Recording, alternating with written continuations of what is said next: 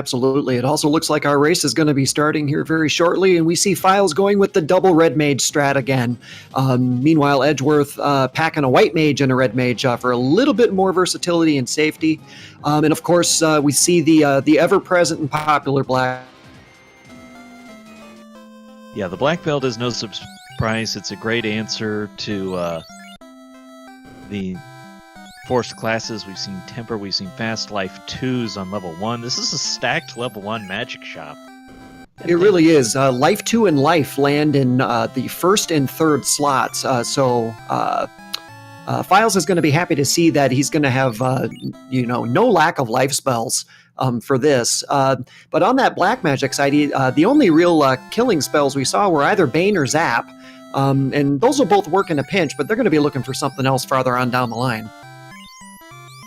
I'm always a fan of the Bane strats, but not the ideal one for level 1. You're usually hoping for Nuke or one of the 3s or one of the 2 elementals, so about 7 really good options, and you'll usually get 1 just on averages, but they'll have to make do with what they've got. And it's interesting to see then with the double red mage strategy that Philes is using here, what he's going to miss out of these first magic shops. He misses heal 3, and he's going to miss fog 2. Heal 3 is going to be picked up later if he can get that class change over to a red wizard. I'm sorry, no, fog 2 he'll be able to pick up, but not the heal 3. Heal 3 he's going to miss this game. Yeah, it's also they're going to have to deal with maybe not having full access to black magic. Obviously, you won't bring you a black mage, so that has potential to make you miss out on some of the buff spells, but we saw Temper at a friendly level 1 and Cremate on the Imps. Oh boy, and here we go. The round 3 randomizer is already wiping party members right and left. And Philes saw that and has decided that he's done playing with Imps and he's sprinting straight for the Temple of Fiends. We've seen a nice big gap in that encounter table at the start, so probably see not a lot of overworld encounters in this run. Now we get a look at the Rurus. We've got regular wolves and gray wolves, and we'll see if they have anything awful here for this version of the randomizer. Philes' Bane spell is doing work and killing him right and left, but it looks like there's 1 left. Now 2.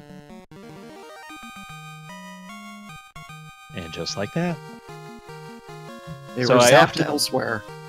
I often like to describe the script shuffle that we have in this round 3 of flags as being, do you want imps with nuke? Because this is how you get imps with nuke. So not nuke in this one, but Cremate's still not going to be nice in the early levels.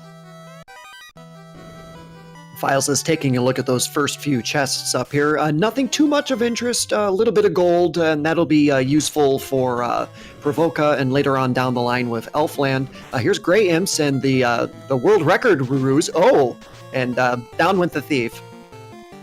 And Stinger on the werewolves, so not the most fun Temple of Fiends that has ever been played.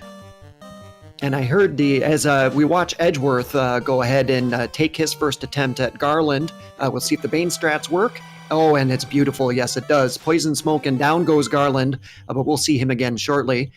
Meanwhile, Philes giving us the beautiful poison music. And I just noticed in our commentary room, if I'm looking at this correctly, I believe our wonderful lead developer, Entroper, just joined us in the commentary room. How are you doing tonight? Hey everybody, how are you guys doing? I'm feeling pretty good tonight. We're super happy to have you with us. Let's start with how you've liked the tournament so far. Oh, it's been absolutely amazing to watch. It's really cool to see strategies actually evolve as the tournament progresses, especially as the the different round seeds get progressively harder. But also, I think people are still learning how to do the game faster, which is always awesome to see. I've seen a lot of new strategies and a lot of new players too, so people have different ideas.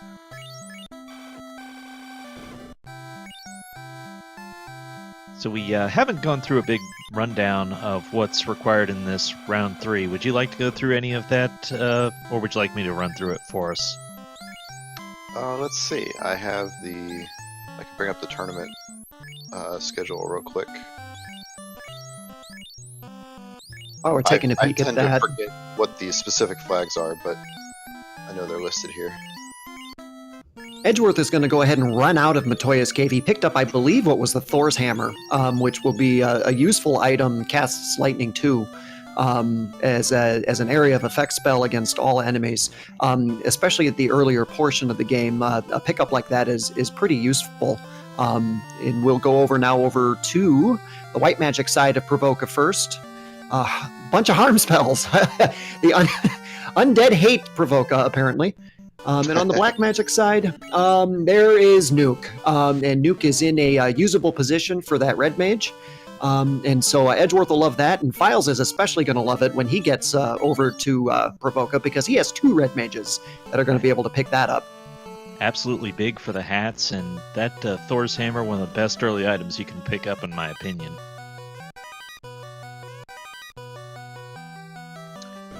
Yeah, circling back around to the flags, it looks like the 3 big things that are new for round 3 are enemy scripts being shuffled and weapon stats being fixed. Weapon stats have a fairly big effect on the game because a lot of the later weapons end up getting nerfed because they have lower critical hit rates than in the original game.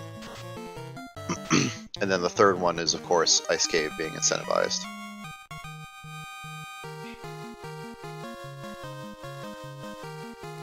So, good question in chat. Is the Thief any good in FF1? Has the randomizer tweaked him? Well, there's definitely differences with the randomizer in the Thief, and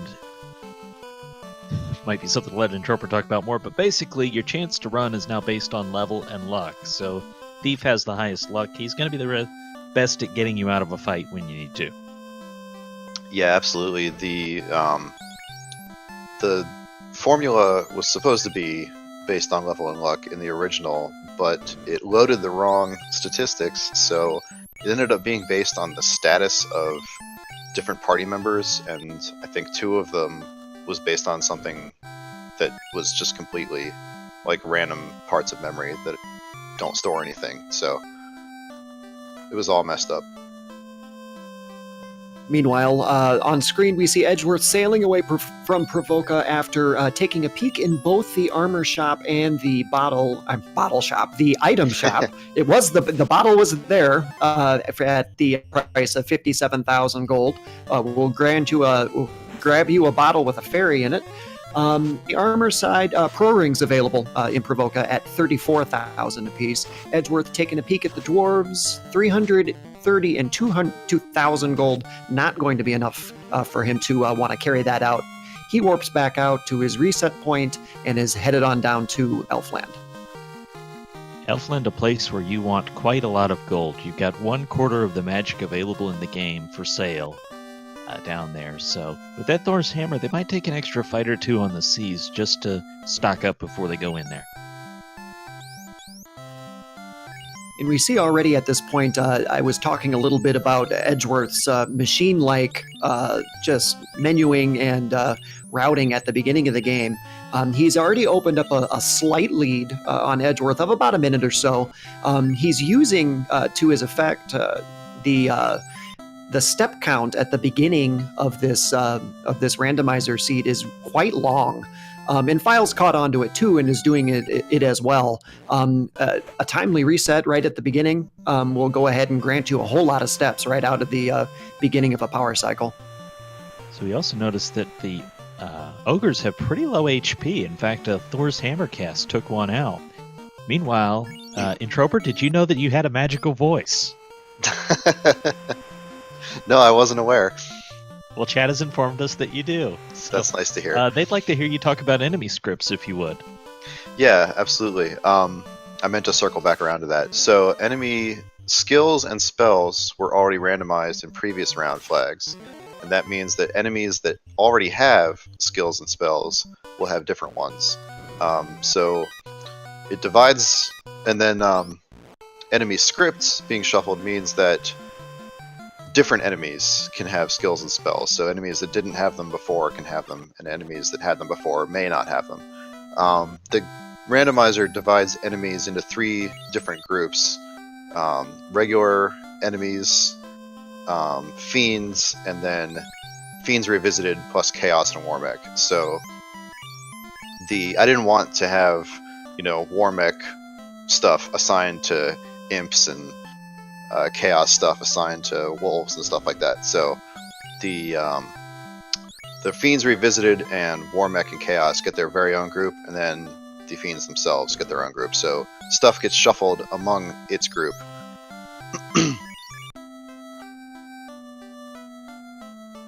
So both of our runners went shopping in Elfland.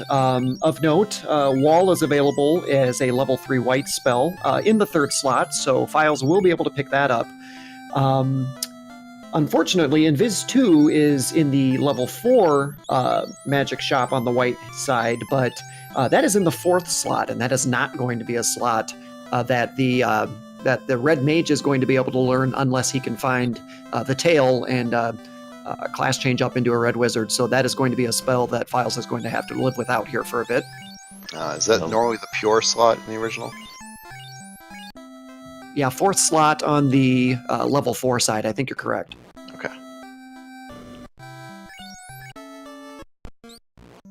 It was a case with this, with the way these flags rolled, that you were going to have to pick your poison to an extent, because Thief was not one you were likely to pick as your first choice for a party member. Red Mage, okay, you could get by, but they probably would have liked something a little more friendly but the Thief, but you're just going to have to adapt. And meanwhile, they'll have to go to Ambush Cave because we didn't find the TNT or the crown yet. Yep, all eyes on TNT or the crown in any of these chests will be the first progression item that our runners are looking for. Edgeworth didn't find anything topside. I believe there was 10,000 gold at one point, but he's not interested in money, this seed. And so he is diving down into the lower side. So far, the enemies in here are being pretty friendly from a marsh cave perspective. Well, these werewolves had stingers, so not the thing you want to encounter. Time-consuming AoE that could still wreak a lot of havoc on a low-level party, but thankfully they have low HP, so Thor's Hammer are able to do a lot against them. Yeah, an early Thor's Hammer pickup is really nice because it'll take out these low-level enemies very quickly. It's also one I really like to have because, if you have to fight the wizards, it's the right element against them. You're also going to do a lot of time on the seas here as we get TNT on Edge's side. A lot of fights on the There seas. It is. Thor's Hammer, the right element for that as well. So he's doing some split strats, running away with 2 of his party and attacking with the other 2 AoE, and hopefully you get one or the other. And so the question always is for runners, once you've discovered the TNT in Marsh, do you continue, as Edgeworth is doing now, or do you warp out and take a gamble and see and hope that none of these other chests had anything important in it? As we watch the Scorpions mute everyone, Edgeworth, in my opinion, is doing the correct play here. He's already way down here at the bottom of Marsh Cave. It appears to be a pretty gentle Marsh Cave as far as things can go. And so, better to just clear it all out and see what happens. Here come the wizards.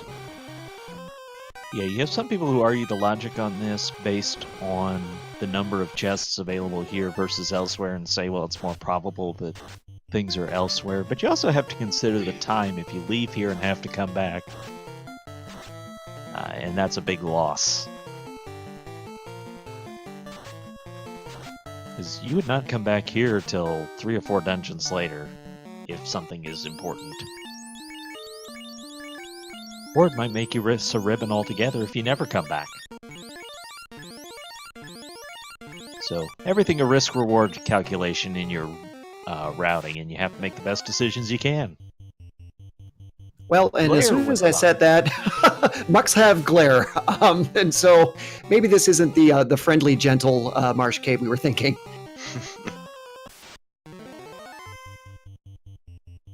Oh, we gotta look at the zombies and the ghouls. I don't think we've seen them yet. That's always one of the things you want to do on a new randomizer playthrough, is you're kind of watching these enemies, seeing if anything stands out to you. Do they have low HP? Do they have some awful skill? Is there any valuable information for later? like the fact mugs have glare. Edgeworth taking this fight. He likes the look of it. And probably will get some nice experience and gold out of it. With the bonus experience available, you see runners really love these major group fights because in this round we're only getting 400 bonus instead of 500, but you multiply that by 6 monsters and you're talking about 2400 experience before you factor in their base experience. Edge grabs a katana, which will help him out if he finds the tail. So maybe we won't see our thieves take dirt naps like normal. Somebody might actually keep them around and see if they're useful in the later game.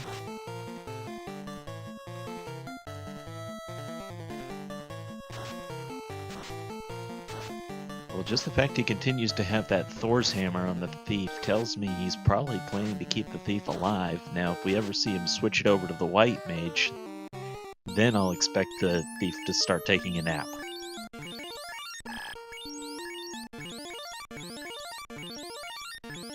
And by the way, the other reason he keeps that thief at the front of the party instead of perhaps the black belt is to help his encounters and not getting ambushed quite as much. Philes hearing the happy music and finding his TNT, and we will see whether or not he decides to stick around. Edgeworth has completed his run and is heading back towards the top of the marsh cave now. Next stop after this will be to visit Narek, the exploding dwarf, and then Edgeworth will be off to Crescent Lake quite shortly. Usually you'd go via Melmon because you want to find out what's for sale there. Some runners will, however, go straight. But having not found Warp yet, and knowing you might need to dive into the ice cave as it is incentivized, feeling strongly towards Check a Magic Shop if you haven't seen it yet. And Philes is going to have to go back in for the TNT because he ran into a pack of scorpions that had blaze. Oh, the fun of those script shuffles when you're against a multi-pack enemy that can drop something unfriendly. And that's a shame for Philes. He was a little bit behind already on this seed, and that reset is unfortunately going to push him back a few more seconds here. Edgeworth is already back to town and is going to go ahead and pick up some armor. Nope, apparently not. And he'll be on his way shortly. He will stop into the item shop and stock up on the heals. I love that play because you can't take for granted Crescent Lake is going to sell you heals. There are, I think, 2 item shops in the game that do not sell heals, so you don't want to take the chances that that's going to be at Crescent Lake when you need them.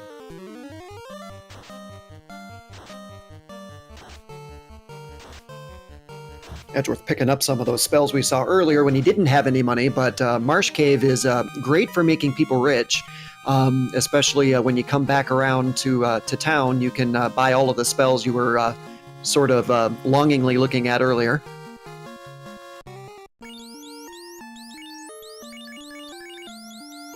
And he will say goodbye to this area, hoping he never has to come back. Aside from landing the airship at Astos' castle. So, Entroper, I know that you've been hard at work behind the scenes working on the randomizer in anticipation for a release, or for an update release here towards the end of the tournament or when the tournament ends.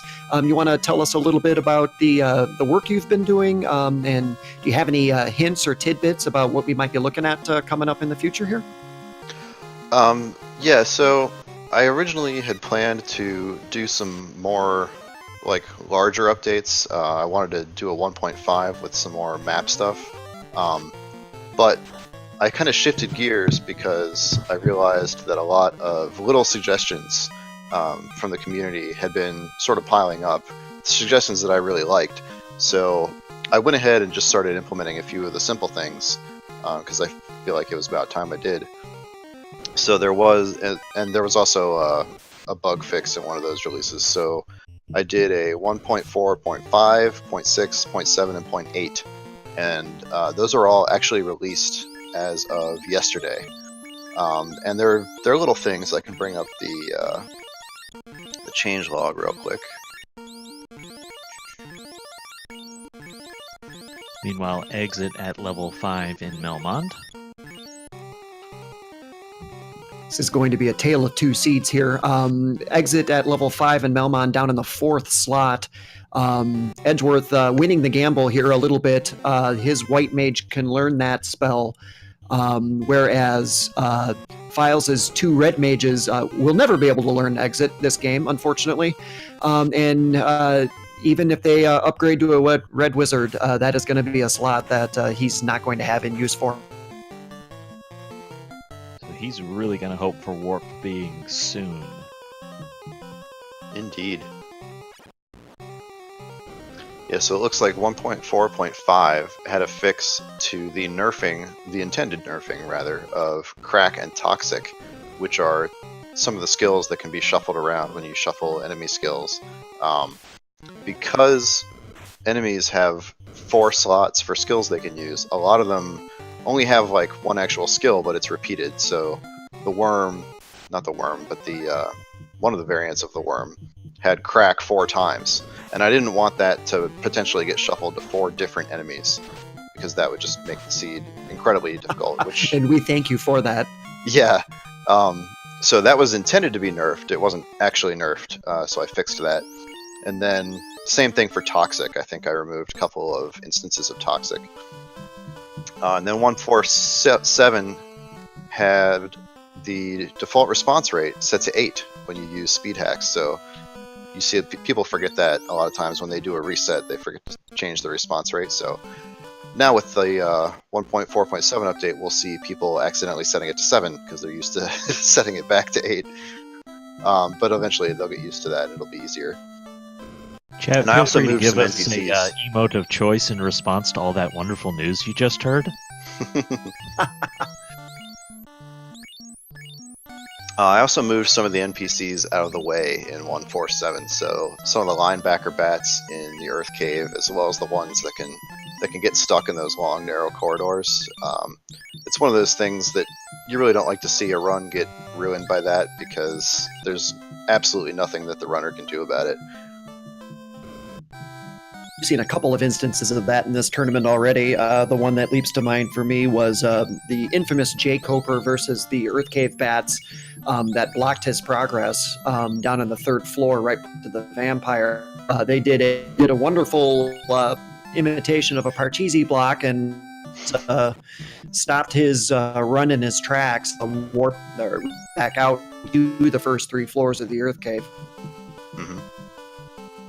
And then 1.4.8 added a change to the way that the experience and gold boost is computed. The way it's computed now, it just multiplies everything by whatever you set the slider to. And at near the tail end of the game, this can end up overflowing the experience count when you finish a battle with, say, 4 worms, or I think 4 gas dragons will also do it. And so instead of multiplying everything, what I did was something someone suggested a long time ago, making the level requirements lower. So if you do a 5x experience boost, instead of boosting the experience you gain by 5 times, it cuts the experience you need by 5 times, and it keeps all the enemy experience the same. So that'll no longer overflow, and you'll actually gain experience from fighting 4 worms. So the effective difference on stuff like you're used to, say, the Agma grind, which is a common point, you have the same net effect. It would still take the same number of fights to get the level. It's just on the high end, you're not going to lose that experience. Exactly. And this will have an interesting effect on the prices of things, because right now, because what it does is it does the same thing for gold. It makes everything 5 times cheaper, and then doesn't change the gold reward. So right now, if you also randomize prices, you can scale prices way up, and a lot of things that are already very expensive in the game will reach the cap of 65,535 gold.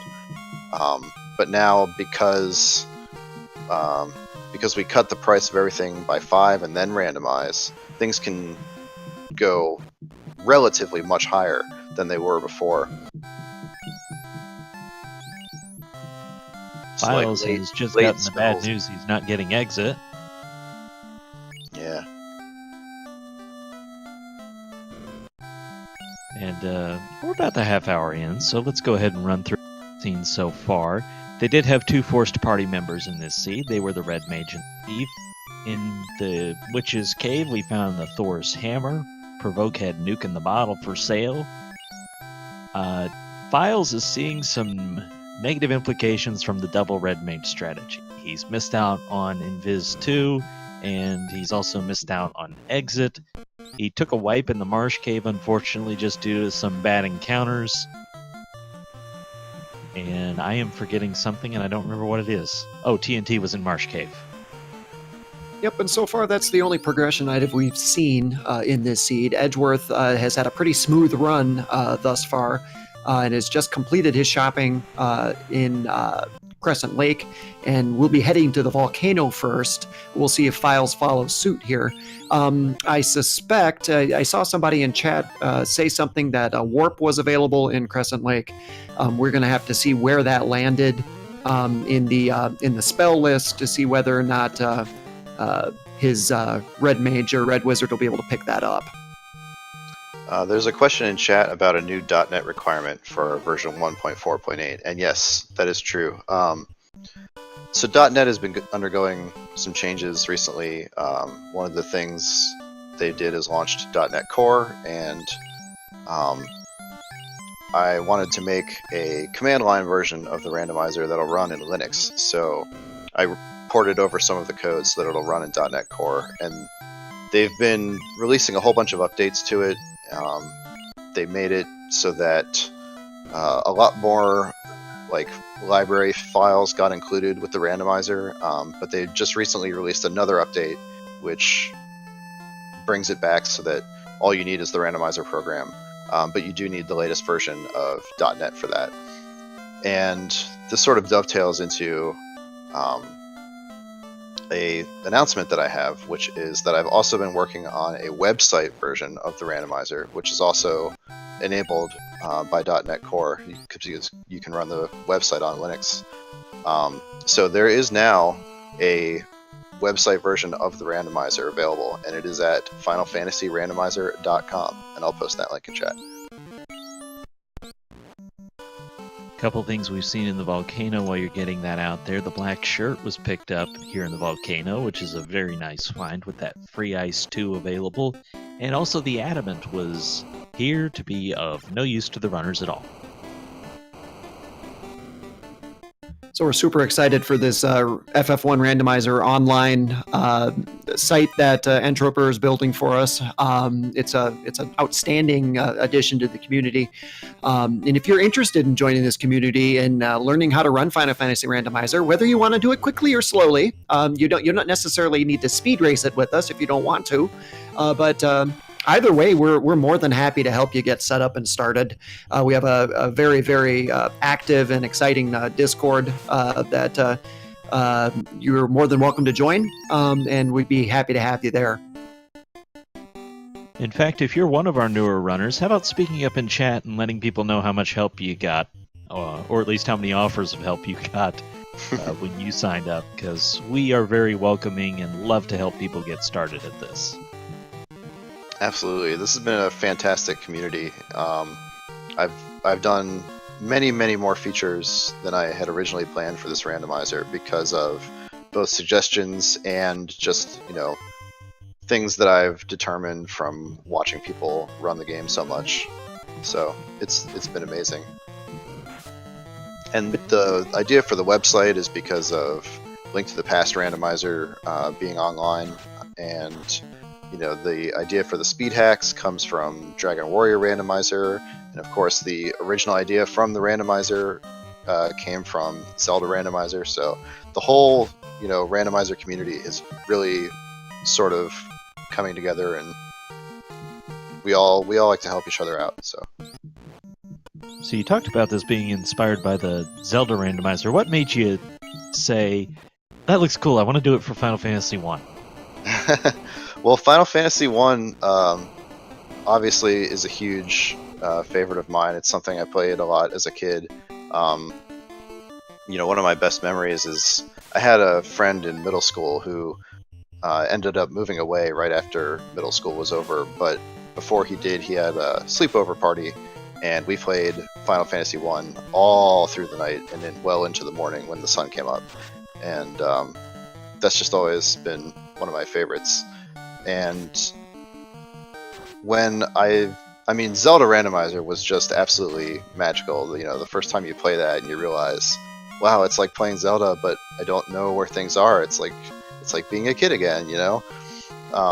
And that just sort of, you know, I think I saw a couple other ones being worked on, and I realized, you know, there isn't one for Final Fantasy, and there definitely should be. And I think it's one of the games that works really well when it's randomized, obviously. Hey, a great question in the chat came up. If you can use the randomizer for the game fixes that you put in, and not necessarily randomize things. And that is absolutely possible because you choose each of the individual things that you want or don't want.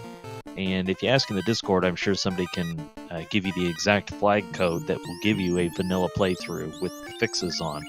But let's spend a moment on that. What did you discover that you could do?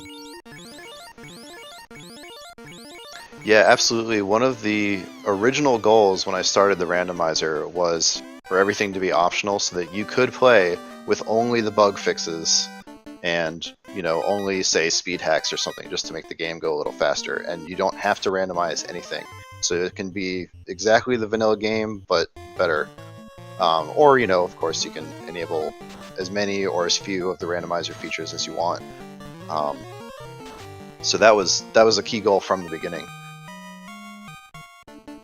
Meanwhile, back over on your screen on the right-hand side, Agama's showing trance for this version of the seed. So trance Agamas will, I don't know, for a classic Agama grind that we normally see out of our runners at this point.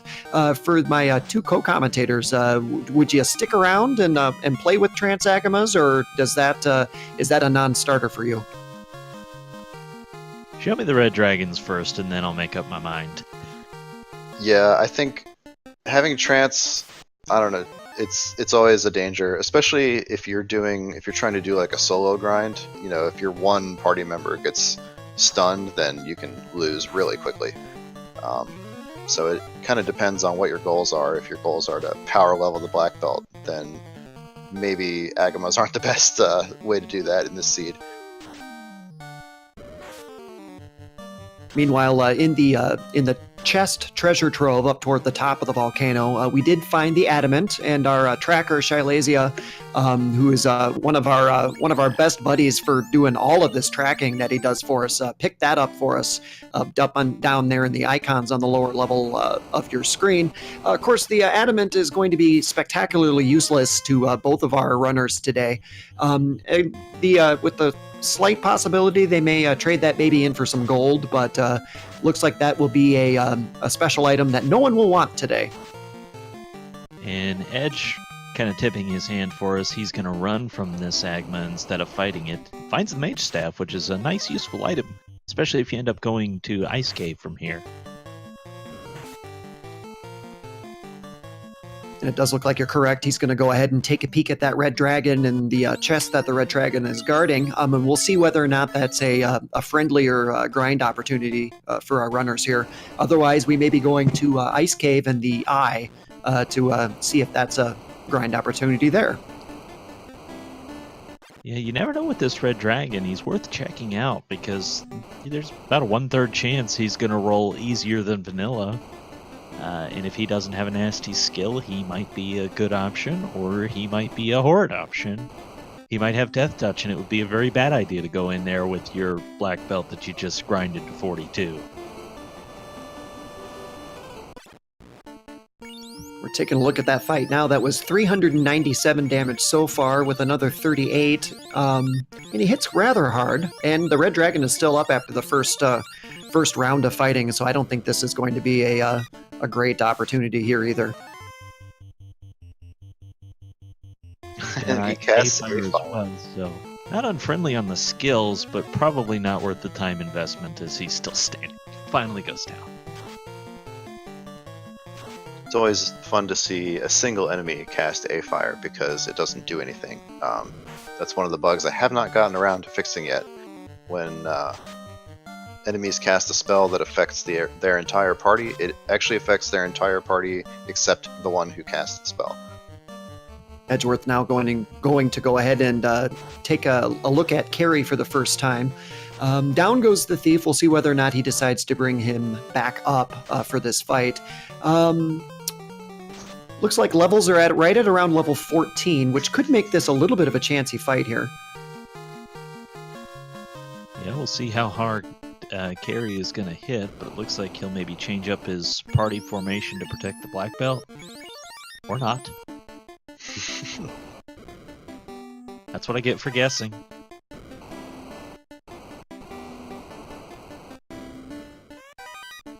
Here's Carrie, the Fiend of Fire. And in this version of the randomizer, with these flags, she can have relatively high defense. She can hit very hard. On the spell side, she may have some of the other skills and spells that the other fiends have, like a thunder or something like that, that could be very dangerous for a lower level party like this. Looks like a pretty high absorb, only taking 4 damage off 4 hits from the black belt. And he reverts to Mage Staff, so it looks like he even thought ahead about that and even gave himself an option for a little bit better damage. And down goes the black belt. Got walloped to death by Carrie with multiple hits for around 200 damage. That puts the other 3 party members here in danger as well. Yeah, that black shirt and Thor's hammer not doing that much. It's going to be all nuke all the time here to try to get this done. He has 1 more nuke charge done. And wow, Carrie brings out a hold spell that stuns the nuke carrying red mage.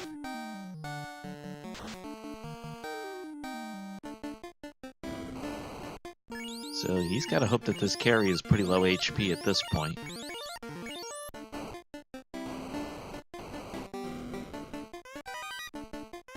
Here comes that last nuke charge. The red mage is still up.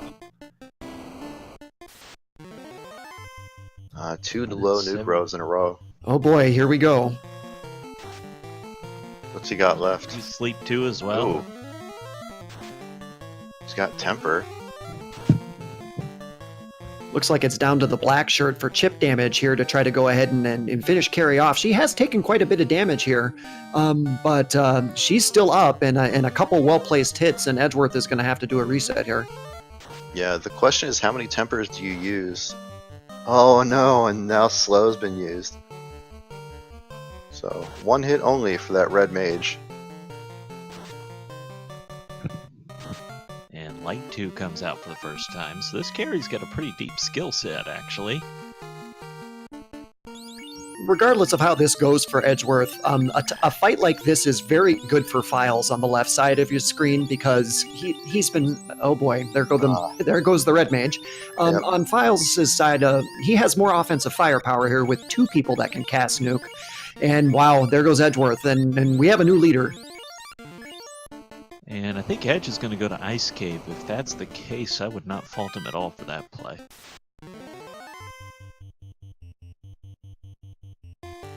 And we officially have a race now. If Philes is able to go ahead and take down Carrie, the Fiend of Fire here, with his 2 red mages that both have ample amounts of nuke, that is an advantage for him, and one that he's going to want to, he's going to be very welcome to have, because he does not have access to exit.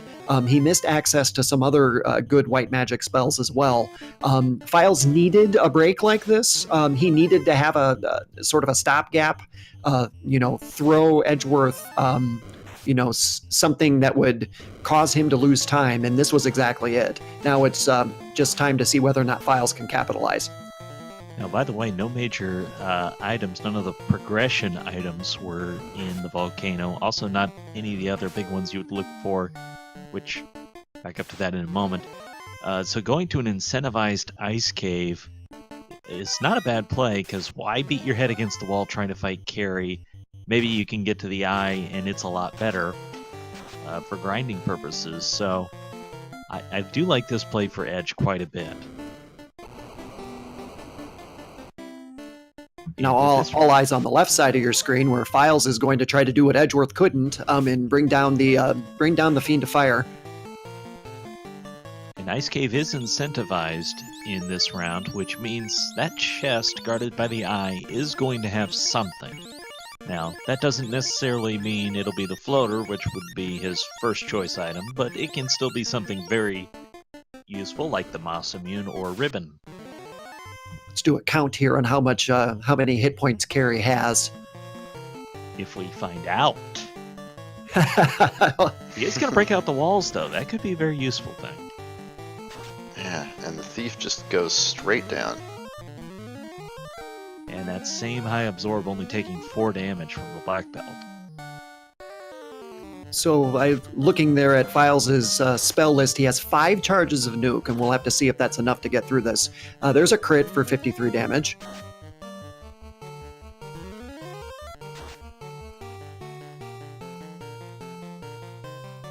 While you're watching that, I'll keep an eye on what Edge is up against and see if we find anything really good treasure-wise.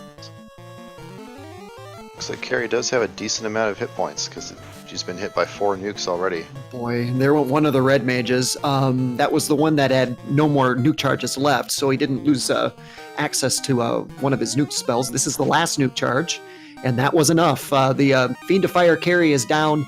Gosh, he had to have around close to 1,000 hit points, which is a nice spin up from normal for this round 3 randomizer. Yeah, Philes was getting better nuke rolls too, so looks like Edgeworth still had quite a few HP to get through. These undead in the ice cave have not been the most friendly, and I'm not sure. Edge might have actually missed a treasure chest there. Chat, correct me if I'm wrong, but did he get that one at the top of the room there? So These Philes races, is, by the way, have been very unfriendly. and Philes is booking it for Ice Cave now. Still looking for a progression item, and so he's going to go to the incentivized chest as well. We're getting that confirmation from chat that Edgeworth did not check that chest up top, and so we'll have to see what happens there.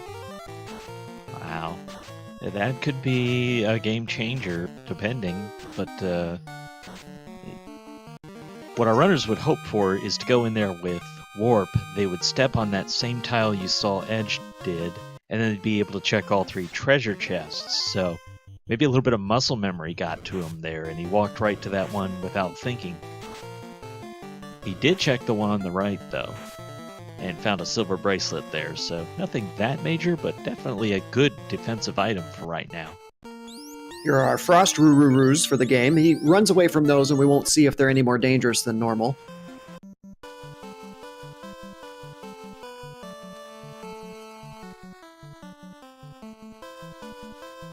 The ruby is picked up here in Ice Cave. Indeed. And that means the incentive chest might not be a required progression item since the ruby is unlocking more stuff. And in the last race, we ended up getting into a math debate over what percentage of the seeds would be ruby required.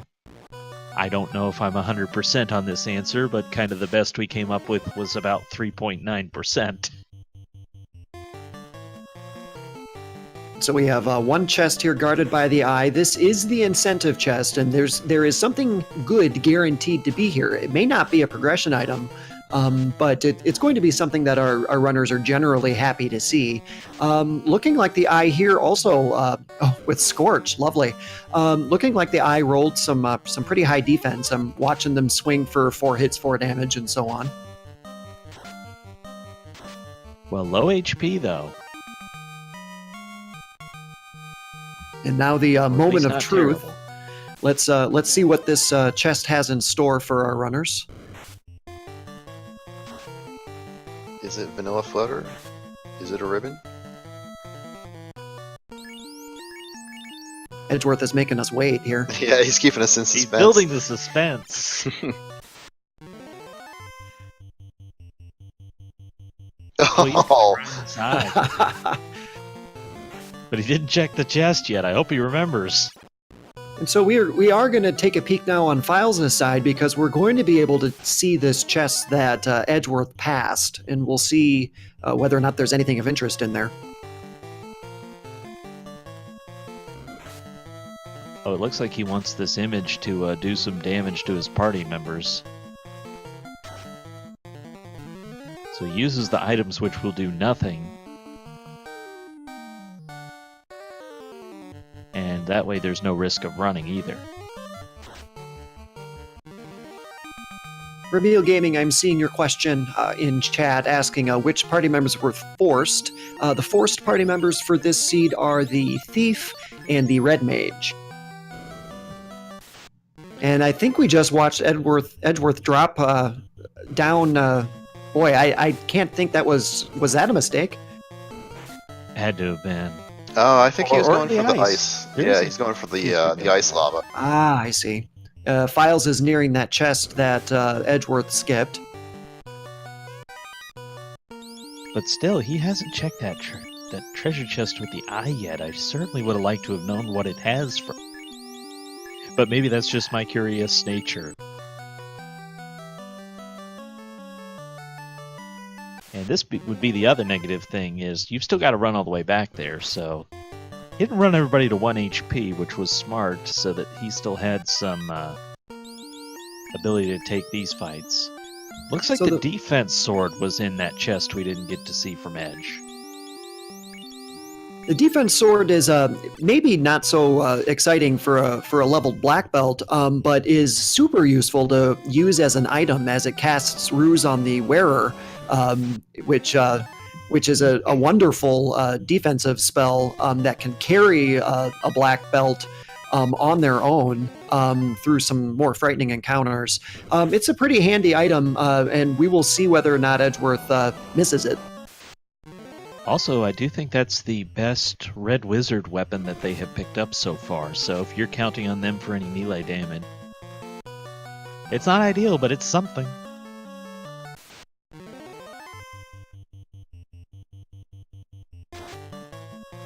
And the eye goes down to 1 cast from the black shirt, so the HP on it is not bad. He still hasn't checked the chest. Oh, I sure hope he hasn't forgotten.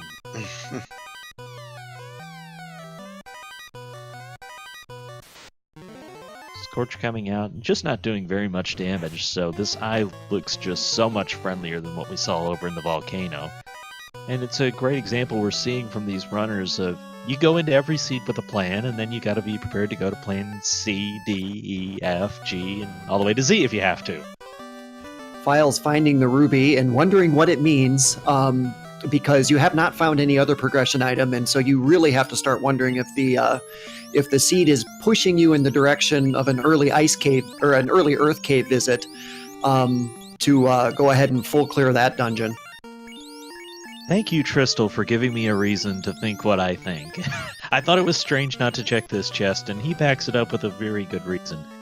Because this could have a ribbon, it could have the Moss Immune, so either one of those would be very good for your black belt right now, even solo grinding, so it just feels very odd to not check that chest. Also asked in chat if Philes checked the other chest. Yes, it had the defense sword. So you'll hear that about 10 seconds after chat answers you, probably.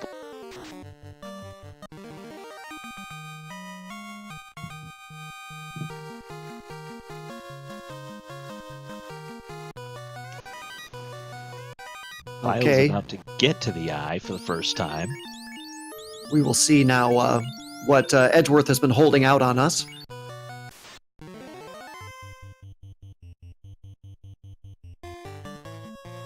And Philes, by the way, went ahead and dropped equipment, so it looks like he's anticipating an eye grind himself.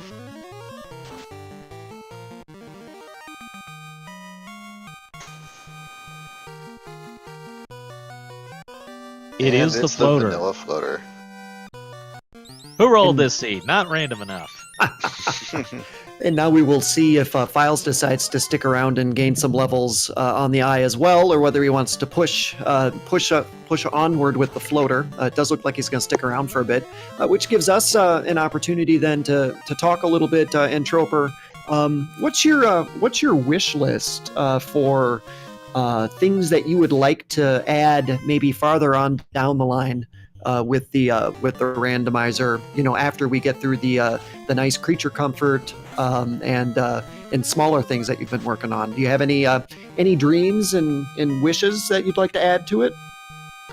The biggest thing is the map features that I sort of glossed over earlier.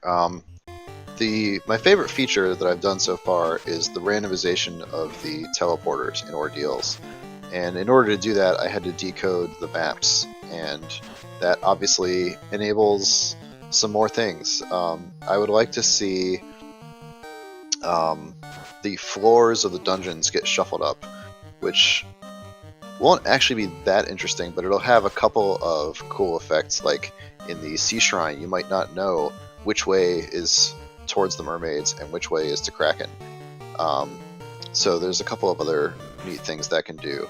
And I'd also like to do the cave entrance shuffle, which we've also seen recently being tested in Link to the Past Randomizer.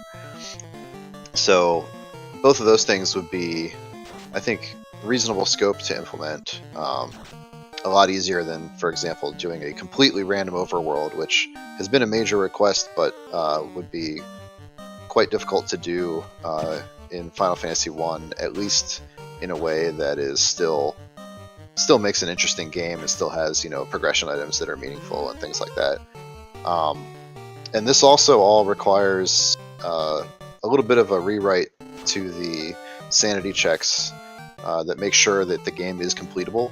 And so once that's done, that also enables some other neat things, like maybe giving the chime, or putting the chime in a treasure chest, and giving the NPCs that give you items, have them give you something else, like a ribbon maybe, or mass mune.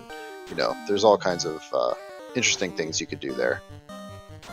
By the way, Edgeworth did finally pick up the floater, so he will not get into a world of trouble for missing it. That is very good to know. Gains a wraith encounter here that's going to be a little bit frightening, a lot frightening actually, because he was just stun locked. He needs to be able to get away from this. This kind of a catch-22, unless he happened to have that light axe on the black belt, which I would go light axe strats over run, but if you don't have the light axe or the mage staff, then running's pretty much his best play. And there's another can't run. He is in some serious trouble here now. Kneeling down with only 90 hit points left. Well, if anyone has ever wondered why the double Agma fight is the preferred farming location for XP whenever you can, this is the reason. Man, and there went all that time. He will take a wipe. I think he loses about 8 minutes or so. Oh no. 4 failed runs, they're saying. Wow, and so Edgeworth, losing a little bit more time, has to come back through and pick up the items that he left behind here in the Earth Cave. He'll snag that ruby, and he'll snag the floater again. And then we will watch him make a decision here as to whether he's going to try to attempt an eye grind again or leave. Meanwhile, Philes is nearing the moment of truth here as well. He only has a thief and a black belt up. I don't know if he knows that these wraiths are that frightening. I think he's going to get out of here because we just saw a crack on the eye. Whoa. So Edge dodged that bullet and might actually ended up saving him even more time taking wipes against the wraiths, because he would have grinded that for some time, and if that crack had come out at the wrong time, would have been a very bad day. This is one of those instances of the randomizer showing a player something that the other player doesn't know, and that was after Edgeworth, ground on that eye for a good solid 5 to 10 minutes. and we never saw that spell until Philes finally noticed it. And it's going to make all the difference here because Philes is going to book it right on out of here with the experience that he's gained. And meanwhile, Edgeworth has to go back in. This is all assuming he makes it through these wizards. Which, by the way, he clearly did not remember that he didn't get that top left chest because he didn't go back for it this time. So he will be missing that defense sword and maybe a little bit of melee power for his red mage, but could have been worse for him. So to recap, the beginning of this seed seemed to be all Edgeworth right at the beginning. He had a white mage. He still does. He has a white mage. He has his red mage. From a structural standpoint, he was happy with the spells that he was given. He has access to exit where Philes does not. But as we have gone here now into the middle game, Philes' ability to cast double nuke charges at carry got him through that battle where Edgeworth could not. And now here in the Ice Cave, he's extending his lead because he saw some things in the Ice Cave that Edgeworth wasn't able to get through. Right now, I would say Philes has a one dungeon lead and is about to cash in the floater, and this is beginning to become his race to lose. Yeah, I would definitely call this a significant advantage for him. I don't imagine Edge is going to go back to grinding again. I think usually when something's gone wrong, you just move on from it. You don't go back and invest double the time into trying to get the levels, but that's my opinion, and Edge might think differently, but hopefully he gets to go the rest of this seed without knowing that the eye has crack. So Philes is going to go ahead and cash in his floater, which opens up the northern continent and a whole bunch of other areas with chests.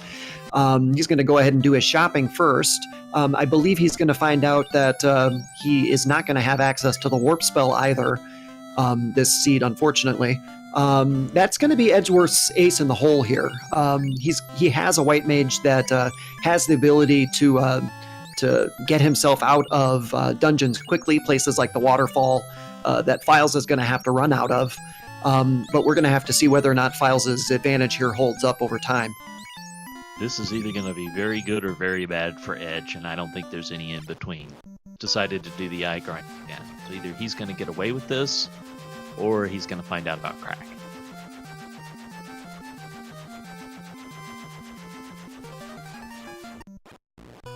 And it just goes to show you make the decisions based on the information that you have. Doesn't have that still seems like a good play. But we know what he doesn't.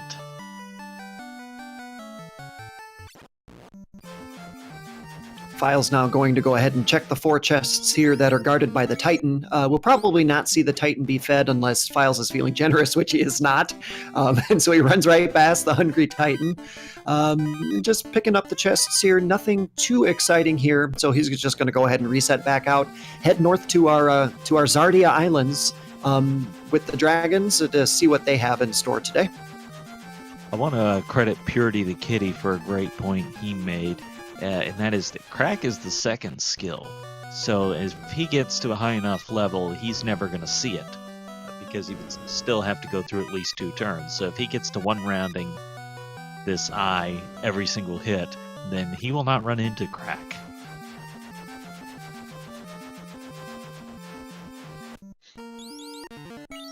But that's likely still a few levels away. Philes now checking the Zardia Island chests. We'll see whether or not he finds a tail or something that would allow him to class change. After this, then your next stop is probably over to Gaia. Although I don't believe he's grabbed his bottle yet, so we'll have to go do that. Then you'll go ahead and trade in the bottle for a ferry and pick up some Oxy Ale, which will allow him to head over to Onrak and do the Sea Shrine next. Yeah, usually even if you find that bottle early, you leave it wait because you still need money until after a grind. Having not been able to grind, Philes is a little short on cash versus what he might be, so he should still be able to do the bottle, no problem. But if, for example, he finds the gold bracelets for sale, he will have to just look at them wantingly.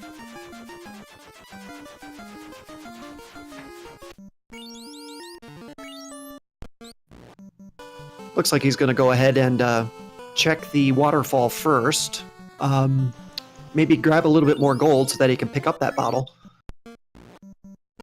Oh, he's got plenty of gold. He just chose not to go there yet. Well, when you're already in the area, I don't think going to the waterfall is terrible. It certainly doesn't depend on being able to do the sea shrine yet. Yep, and the negative side to this is that, with no access to exit or warp, Philes is going to have to do the reverse run out of the waterfall, which I don't know about the two of you, but I always seem to get lost on the way back out of here. Little harder on the way out, but he does also need the XP, because without the grind, your next best option is to get in a few more fights along the way to make up for it. He picks up a gas dragon encounter here in the waterfall. This is a relatively rare encounter, but we are going to see... he's thinking about what he wants to do.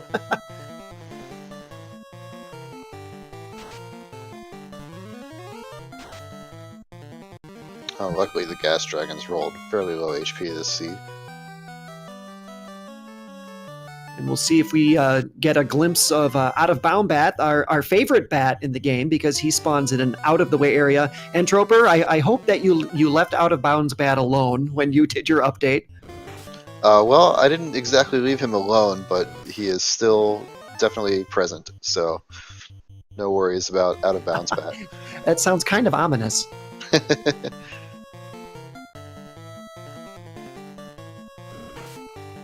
And most of the bats in the third floor of the Earth Cave got moved into the bat party room, so that party got a lot more exciting. Oh, sweet! So now it's like it's a bat rave. Yeah, exactly. There's like 7 bats in there now. So by the way, Edge has now gotten his levels up enough he's one-shotting this eye, so it should now be a pretty safe grind the rest of the way.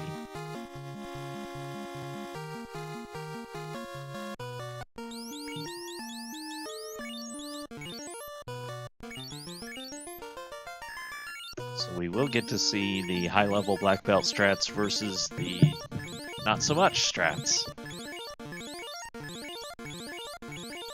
Question being asked, what level does Edge want? Well, the first most likely candidate is 32. Second most likely candidate is to get to 40 plus. And that's based on number of hits that the crown that the black belt will get. Philes picked up the crown in the waterfall cave. It's a big pickup and a big find for Philes here. It's going to change his routing. He's going to run here out of the waterfall cave, and now he has additional free chests that he can go pick up after he is surprised by Astos. Who, we're always surprised by Astos, but after that, he'll have some more crown chests he can look for. He's really a slab away from go mode here at this point. Yeah, and this giving you that early access to the crown chests, you might pick up treasure that you might have been inclined to not check had you already gotten it, had you already had the slab and gotten the crown later in the game. So you will get things differently based on this. Because there's no reason not to check things like the dwarf cave that you otherwise might not have gone to. So this is a good opportunity while we're watching Philes run out of here, and Edgeworth is doing a grind to remind everybody that if you have not followed these runners, to go ahead and do so. They're putting on a great show, and Philes is trying to bring down our #1 rated SRL runner here. So give them both a follow. They're both wonderful guys, and great competitors, and deserve your love. And you know who else deserves your love is Philes here at Speed Gaming for allowing us some time in his busy schedule to give us some airtime for the Final Fantasy Randomizer. We owe him a lot, and lots of love to him too. Absolutely. I think part of my re-interest in Final Fantasy is from watching Fiesel do speed runs of the vanilla game. couple of years ago. That was shortly before I got the idea for this randomizer, so lots of love to him.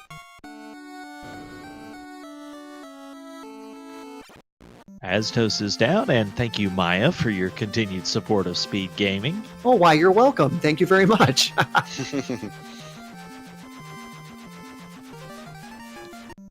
And this quest is so nice to do. I think nothing quite feels like the first time you get to do the Crown Fetch quest with the airship. That's just one of those great moments where you're like, I love the randomizer.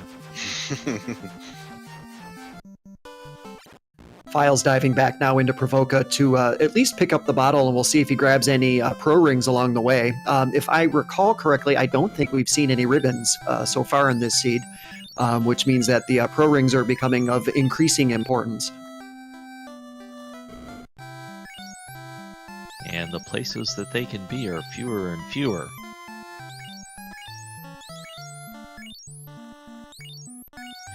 Now, by the way, it's worth noting at this point that Ordeals is not incentivized in this round of the flags, so it will be probably the last place they would go in looking for an item like the slab at this point. The slab could still be in the Earth Cave, it could be in the Sea Shrine, it could be in one of the rooms that is locked by the Mystic Key. Or it could be in Ordeals. Just basically the only place it can't be is in Mirage Tower because sanity sucks.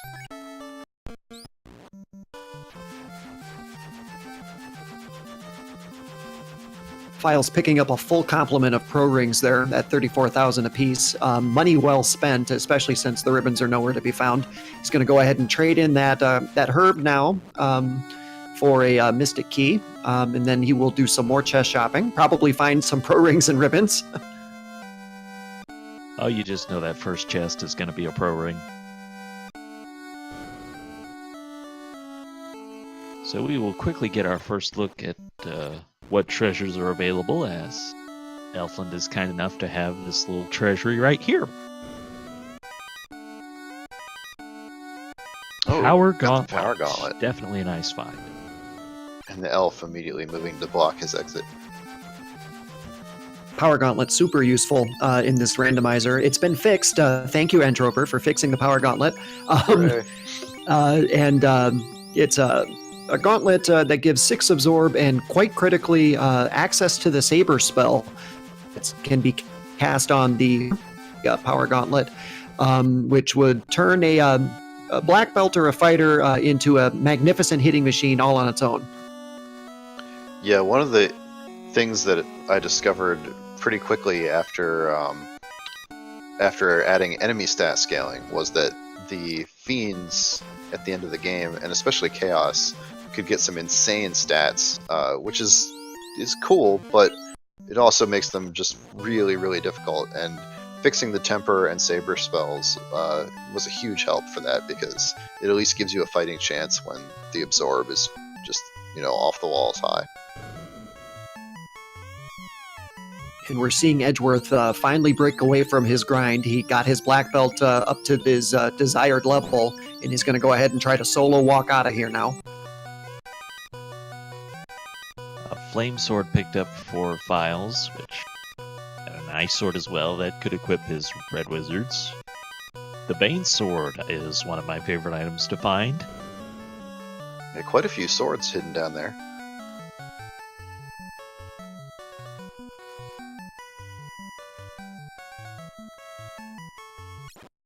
The major enemy party that Edgeworth is frightened of here down now that he has a solo black belt is that Wraith party that got him the first time. He needs to not run into one of those and get out of here safely. Yeah, that was at a much lower level though, so he's in better standing to get by them if he does find them. Speaking of finding a pro ring right after you bought them, that's what Philes finds in Corneria. He also finds her pro cape and not much else. So far, the crown pickup has been a little bit of a red herring for Philes. He's got some farther away chests he can check here. There's 3 on the right side of the fiends that he can check now. And then the only other remaining ones, and we'll see whether or not he chances going down there or not, are the 3 locked chests down at the bottom of Marsh Cave. And nobody ever really wants to go back to Marsh Cave, especially just to check 3 chests. Fun fact, there's one more.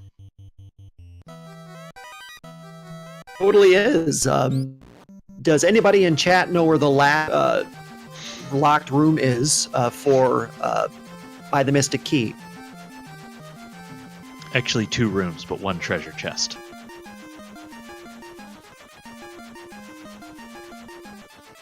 And yes, of course, we have a very smart chat that knows exactly what I'm loosely implying. And that is, there is 1 treasure chest room in the Sea Shrine that is locked by the Mystic Key.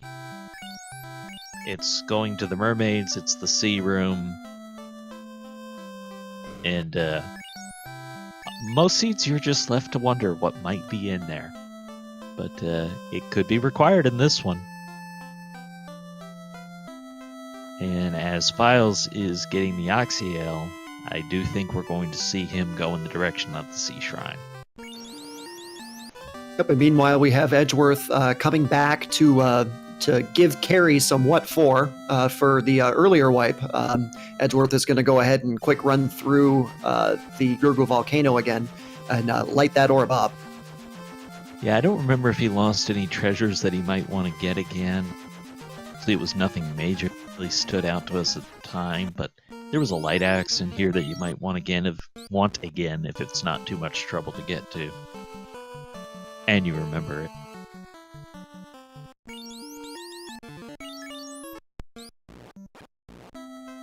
But So I guess, yeah, go ahead. Go straight for Carrie.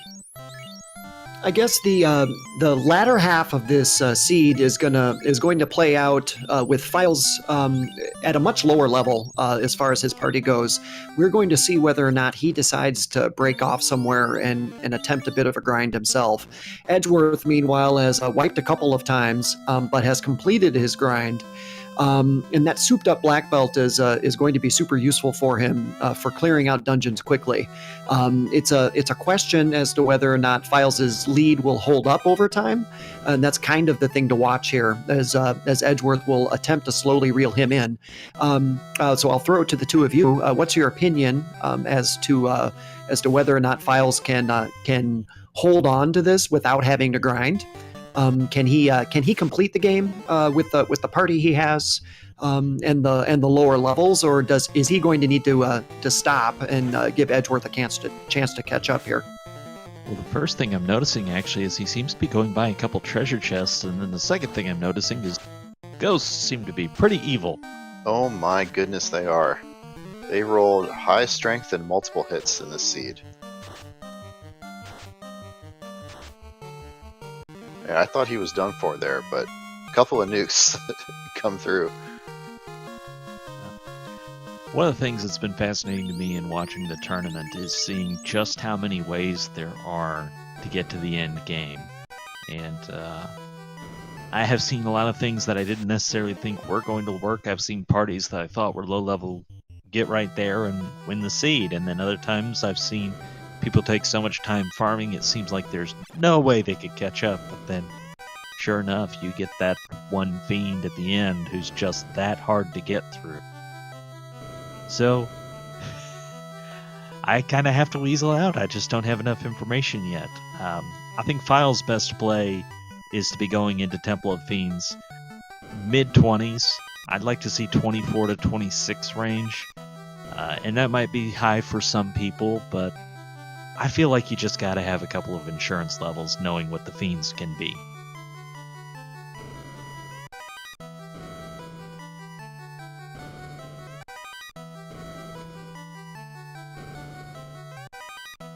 Getting a look at what treasures the mermaids are guarding.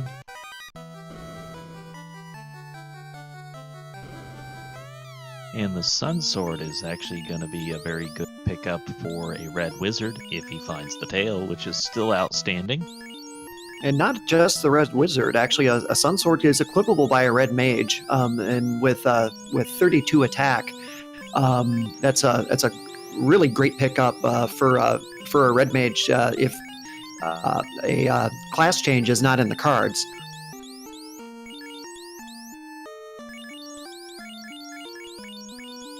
Edge has gotten out with his floater. He's checking the treasure chests now.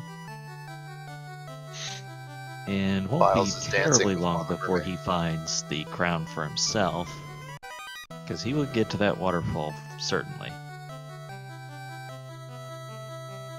It looks like Philes' gamble, and it's not really a gamble, Philes' decision, let's say that, to head up top here to go visit the mermaids first, is not going to result in the progression item he was looking for. And so we will see whether or not Edgeworth decides to do the same thing. If the slab is trapped in low sea shrine and Edgeworth decides not to visit the mermaids, then a lot of time has been regained here by Edge. Yeah, and that's a reasonable play by Edge too, because you got to think that he knows that he's behind at this point after wiping a couple of times, or at least could be behind.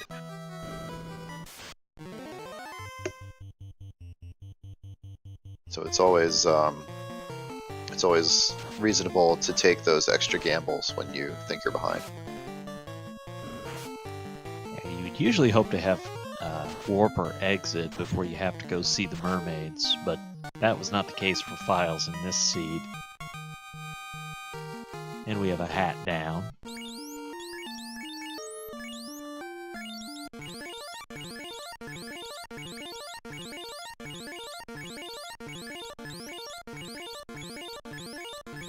And I saw Empty Eyes comment in chat, and I'm going to actually pull it out here because it's an excellent one. One great thing that Entroper has done for us here for this random is the chests actually will tell you what is in them even when you can't grab them, as opposed to just saying you can't hold anymore.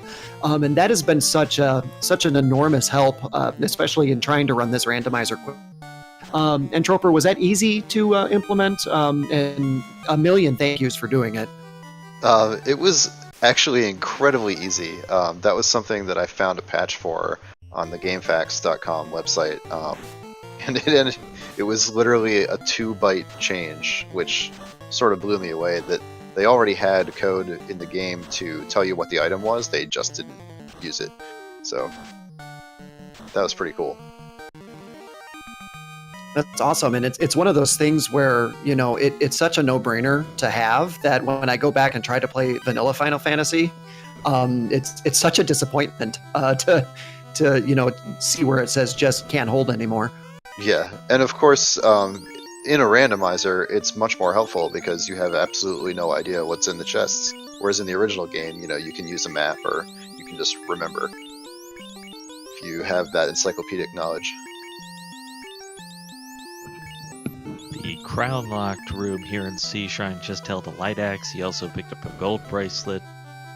Still not maybe a home run items, but you're not going to be upset over finding a gold bracelet either.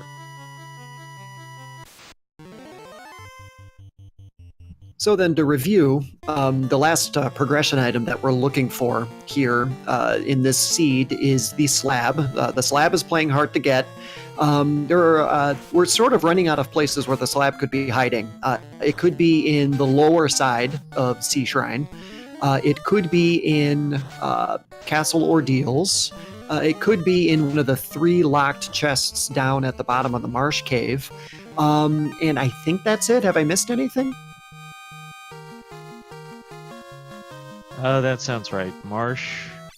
We haven't done the Earth Cave. Yeah, the is Earth it Cave. on the Right. list? Lich in the Earth Cave could be hiding the slab.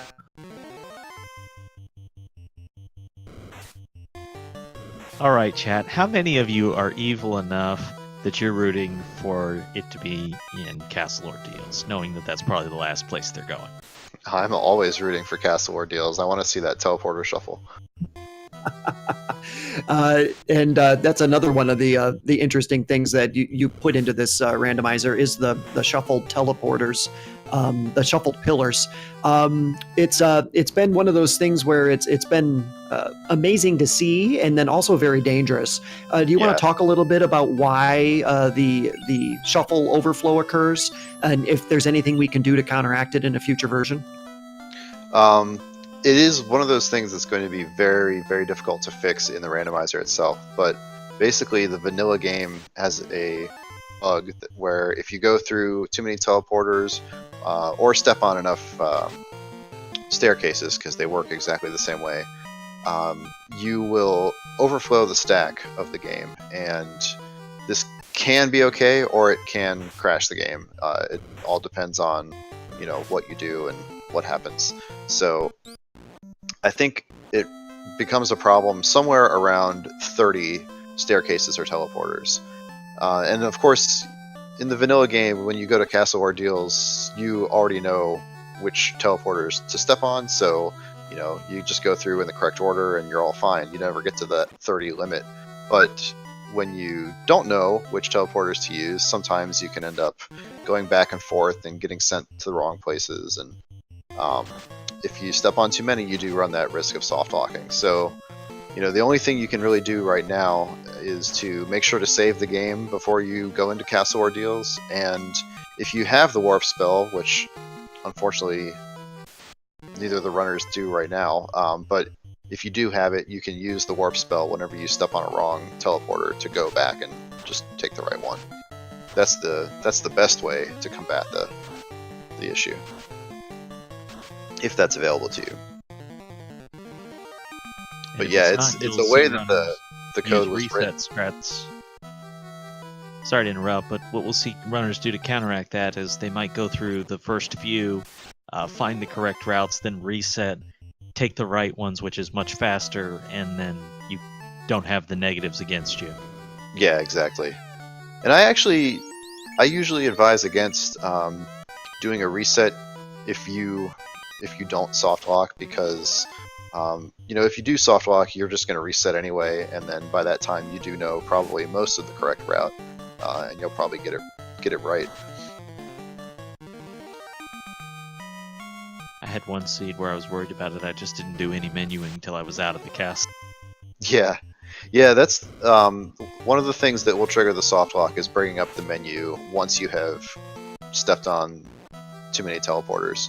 But I need to do a little more testing to figure out exactly what causes it, because it also seems like if you step on enough more teleporters, then you end up avoiding the soft lock. So it may be like an exact number, or it may be within one or two of a number, and we don't know what that number is.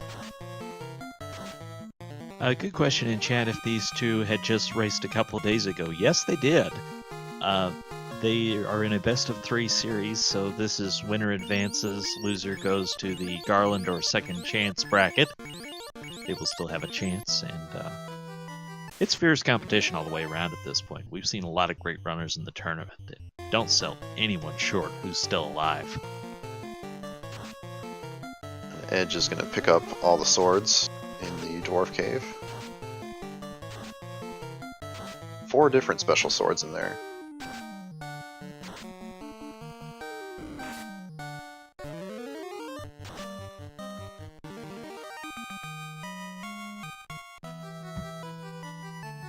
So Philes is now checking the chests on his way down to Kraken to see whether or not the slab is hiding in any of these chests. If it does, then there is a possibility, an opportunity for Edgeworth to make up time by not going to visit the mermaids. If not, then Philes has really not lost much, because he's still looking for that last progression item, and we'll have to just see where he ends up going next. Edgeworth, meanwhile, has had a couple of wipes and is a bit behind as far as his routing and progression goes. He is checking some crown chests out now that he has picked up the Mystic Key. We do know that the last progression item, the slab, is not in any of these. The only 3 chests that Philes didn't check when he went through this side of the game were the 3 chests down at the bottom of the marsh cave.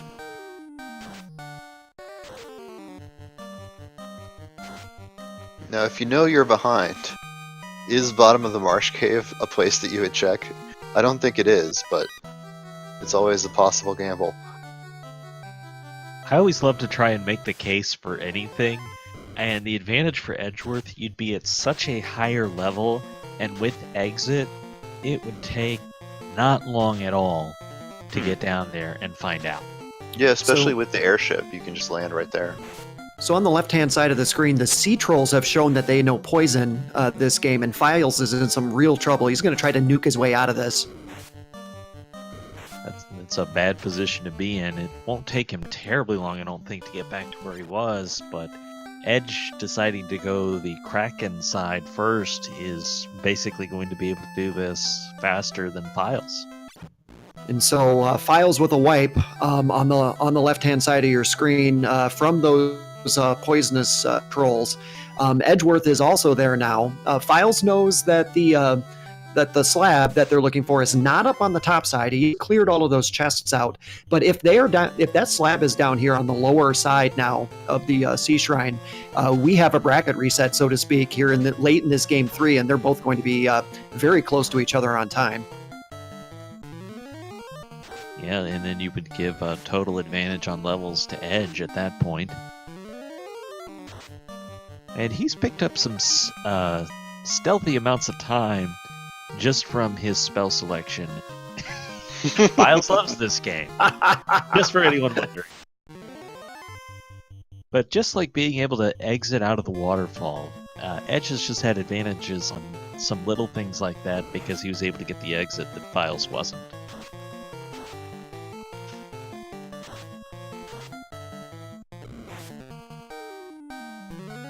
And Philes reverting back to those nuke strats again, picking up those double red hats at the beginning of this game has paid off in dividends for him as far as offensive firepower has gone. Those two red mages with their nuke charges have carried him through this seed so far. Meanwhile, on Edgeworth's side, not having that extra nuke charge probably made the difference in his wipe against Carrie for that first attempt in the volcano. But he does have the exit spell, and so we're watching how different party compositions here are resulting in dramatically different runs from these two players. I also found it interesting in the last seed that they reacted to the forced party members the same way. They both picked the same next two party members. This time we didn't see that. And we have not seen a ribbon yet, as someone asks about that in chat, so that's very interesting to be this late in the seed and not even have found one yet.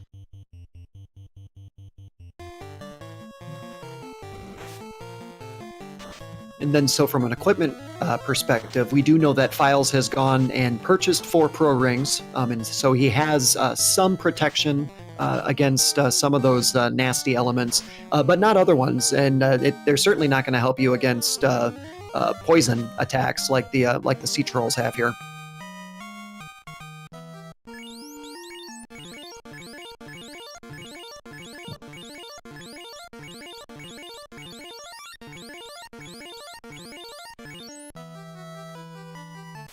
Only a few more chests to check down here at the bottom side of the Sea Shrine before we hit Kraken's floor. And there's several really nice items that have not yet been seen. The Masamune has not been seen yet. None of the ribbons have been found. And of course, the slab that we're looking for is not shown itself yet either. Opal bracelet also missing, the tail still missing. Several items you would want. And the white shirt as well would fall onto that list. There's so many things you do want, but you're still going to finish the game if you don't get them. Especially with Invis 2 not being available to the red mage, that white shirt would be really helpful.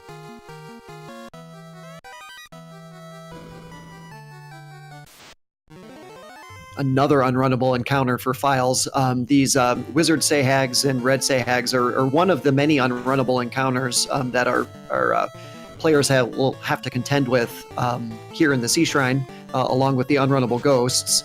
And so Philes is super unhappy to see that, I'm sure. Edgeworth, meanwhile, has checked those last chests, and it looks like there is no slab to be found here in the Sea Shrine. And so, Chad, I throw it to you. If there's no progression item here, where do you go next after this? Where's your next target? I think it could be a great chance to see a route divergence in our two runners. You have 3 options that I can readily think of. The shortest of the 3 by far would be the Marsh Cave. The strength of going Earth Cave is it's the only one of the 3 required at this point that we know of. Yeah, you could choose to skim the Earth Cave too. Just pop in and look on the level 1 chests.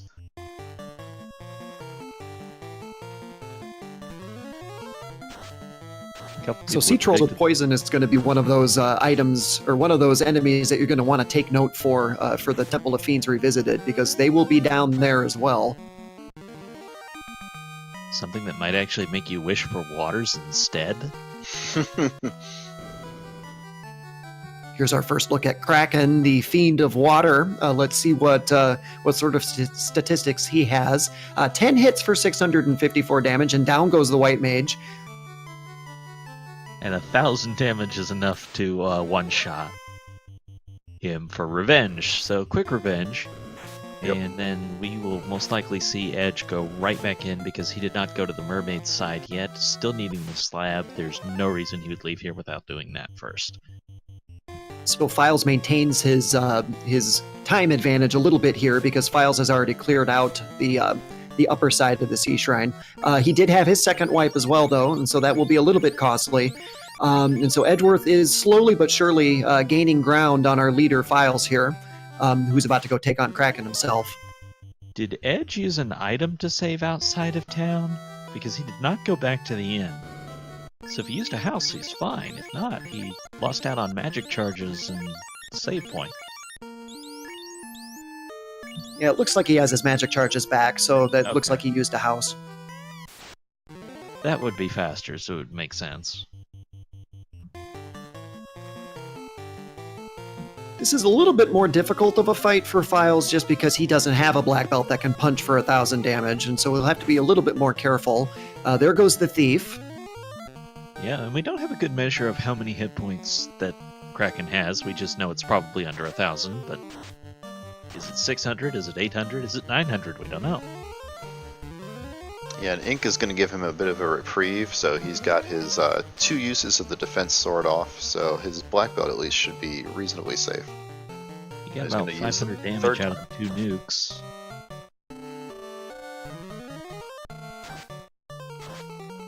Blizzard for Kraken. Yeah, And there it down is, goes somewhere Kraken around before 750 damage.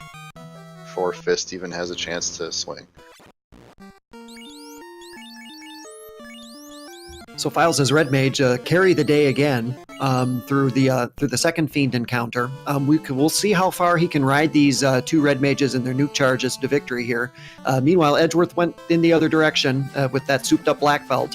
And we will see who has the better party composition strategy here towards the end. So here we are an hour and a half in. It's a good time to just run through what we know so far. The seed started with 2 forced classes. They were the Red Mage and the Thief. Looks like we're seeing ordeals. Sorry to break in there real quick. It looks like Philes is going to do his ordeals gamble. That's a good point, and we'll find out if that pays off. The Marsh Cave held the TNT. The Volcano didn't have any of our progression items. It did have the black shirt and some useful stuff. They couldn't grind there because the Agmas had trance, so that forced them to go elsewhere. They went to the Ice Cave, which did have both the Ruby and Floater. Floater was in the vanilla chest. Edgeworth did grind there against the Eye. Philes found out that the Eye had crack and decided that he wanted to be anywhere else. In the waterfall, we found the crown. Nothing really came out of the locked treasure chests. There was a Pro Cape and a Bane Sword to be somewhat useful. And we are still looking for the slab. And Philes gets scared of the soft lock and decides to reset. And we do have a very early 4 teleporter room, which is really cool because one of these teleporters is 100% random, meaning it could actually skip far ahead. So we may see that this time, or we may see a whole bunch more rooms. So the other note about the pillars was brought up in chat earlier. I think it was Will. I'm sorry if I'm crediting the wrong person. But the encounter table is another consideration to take in. that instead of taking all those wrong warp steps, if you reset, you're back at the start of the encounter table, which in this case we know is pretty friendly. That's true. This is a terrific gamble for Philes if it pays off. With Earth Cave still on the table, and Earth Cave has some 22, 24 chests in it, going to Ordeals first with a less number of chests and not really as desirable to come visit in any rate. If the slab is hiding here, this is going to be a game breaker for Philes. We get a look at the zombie dragons, so we'll find out what they're made of, which could still be valuable information for Philes.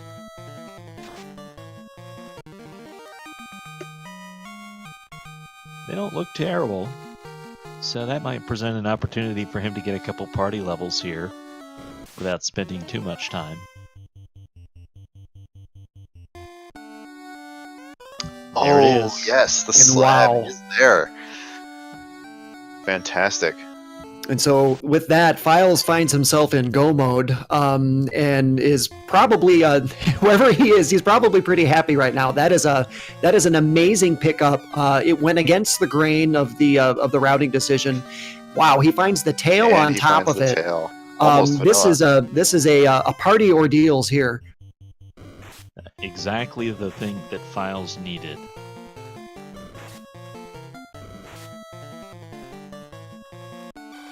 And so at 1 hour, 35 minutes, we'll call it 1 hour, 35 minutes, Philes has found everything he needs to find to go ahead and finish this game.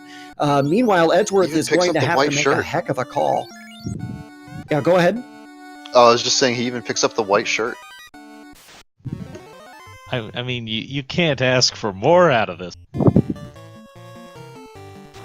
I'll be right back. I'm just going to grab some water. Really gave and gave and gave.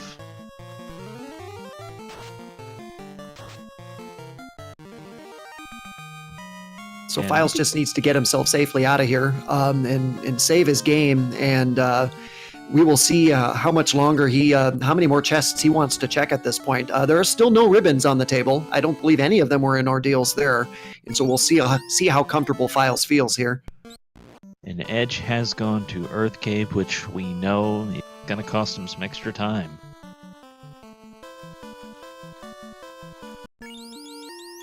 And it's not the wrong call to make for Edgeworth either. There's the first ribbon, and so the first ribbon is on the lower right-hand side of the first level of Earth Cave. We'll see whether or not Philes checks that.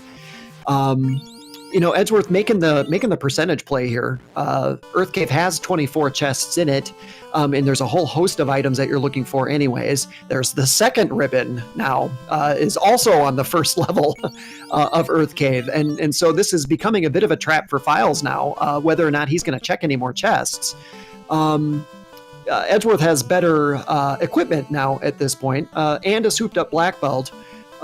We will see. We will see how this turns up down the stretch. Those chests are not off the table for Philes. There is a chance, knowing that he has no ribbon, that he will check the first floor. And there's the opal bracelet, which I would say there's almost no chance Philes is going to find that. But those first floor chests, he might investigate. Philes banging his airship into the mountain a couple of times before he comes into Earth Cave. Let's see. Okay, he's running straight down into the second level. And so those are, unless he comes back at some point, those are two ribbons that Philes are not going to have that Edgeworth does. Yeah, that also means there's no chance he's picking up the opal bracelet either, so he will be missing that. Well, he's going to make a liar out of it. Do you love it when runners do that?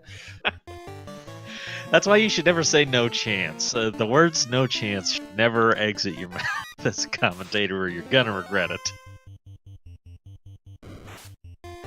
Hey, by the way, with the airship, one of the things that you added in Trope was the slowdown option. What prompted that? Yeah, nothing actually prompted it. When I did the dash feature, so normal walking speed is 1/4 of airship speed, and the ship moves at 1/2 of airship speed.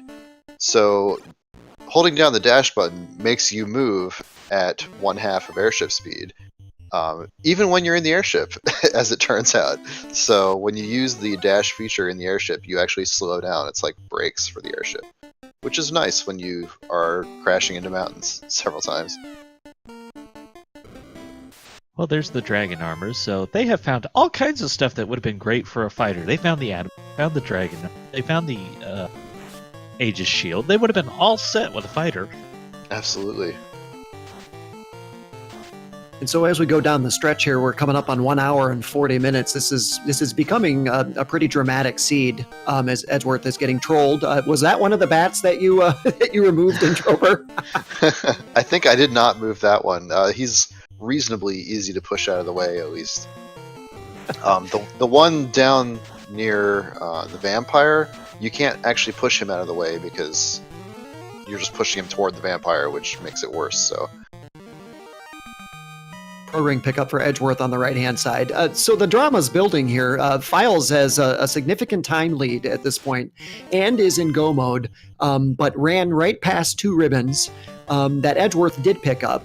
From a party composition standpoint, Edgeworth has his souped-up black belt ready to take on anything. Meanwhile, Philes... from the way he's acting, it looks like he's in a sprint to the finish, and we're going to see whether or not he decides to grind it all or not. This race is look at him. This race is by no means over for either of these 2 runners. I find it fascinating that Philes went and checked the chests in those rooms where he found the opal bracelet, but then he checked the one before the vampire. Now, it does come with an earth guarding it. Maybe he just didn't want to take the extra fight, but if you're checking easy treasure chests, that would usually be on my list.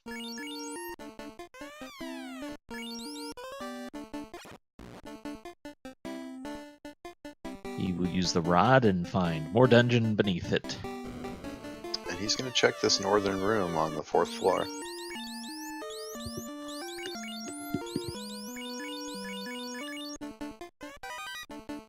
You can tell that he still wants some ribbons, so maybe he'll come back to the 1st floor, maybe not.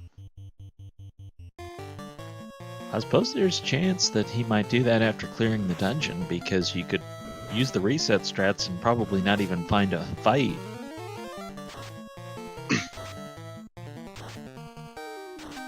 Yeah, on the flip side, he's also going to have all of Mirage Tower that he can check, and some relatively easy chests over in Sky Castle to check too. If he feels behind, he may forego these 1st level chests as well.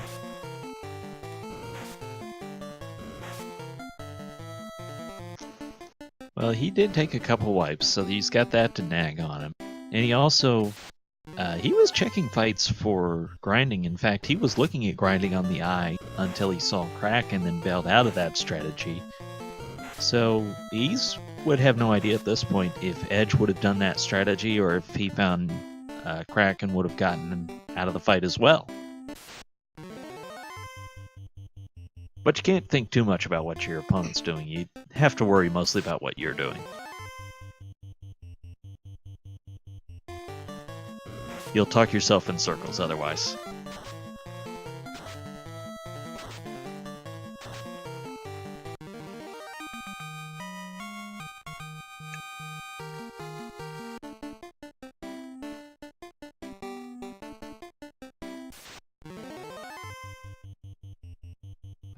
So Edgeworth is going to go ahead and clear out all of these chests and not find the slab he's looking for. And so he will have a very interesting decision on his hands as to whether or not he tries to dive down into Marsh to see what's hiding down there, or whether he flies all the way back up to Ordeals, which is where we know the slab is that he's looking for. Edgeworth is running out of places he can check. Yeah, I think you have to go Marsh if you're at Earth Cave, just because it's so much closer. And it's a lot quicker play, so it takes you less time to find out that you have to go to Ordeals from Marsh than Marsh from Ordeals. And we get our first look at Lich 1 here from Philes. And we say goodbye. So that'll be the 3rd orb lit for Philes. He will need to go get... Oh, there was a bad encounter that he reset back out of. he's going to go ahead and get his slab translated from Dr. Un, who screams a slab whenever you give him a slab. Then he'll go visit the Toga Party people and grab that chime. And then he is on his way to the 4th Fiend dungeon, Mirage Tower in the Sky Castle. Edge just found Vorpal, which is also, I think, worthy of note.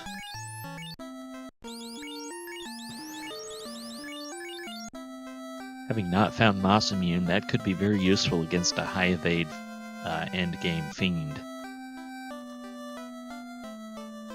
Yeah, this is true. His red wizard could make good use of that.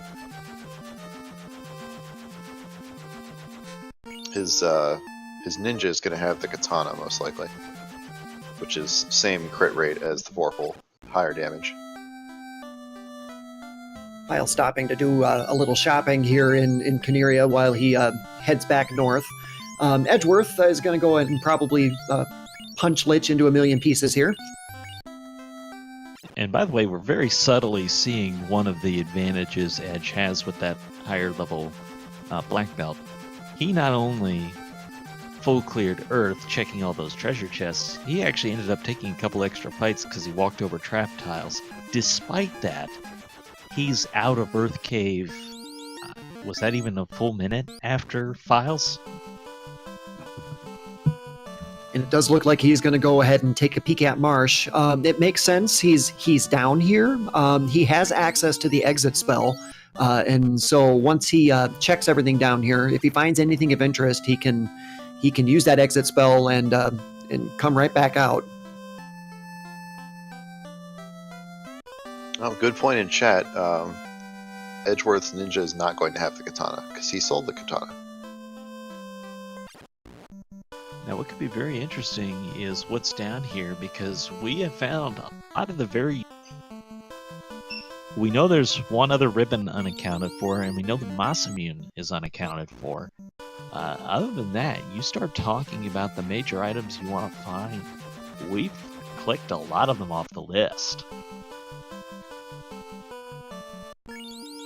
Another consideration is that Philes has elected to not cash in that tail and upgrade his party, which might indicate that he's might still be holding out for something of a black belt grind, since it's more advantageous to do so when he's a black belt first. There's the other katana. It's on floor 1 of Mirage. But also, he's leveling up that black belt still, so even if it's casual levels, you're still getting the benefit of the magic defense, and maybe wait to turn in the tail before you go to Temple of Fiends. Yep, and it does look like he's going to go ahead and check these 10 chests on the second level of Mirage Tower. They're all right next to each other and easy to get to once you get into the room. And so this is a popular play. I haven't caught anything of note here in Marsh.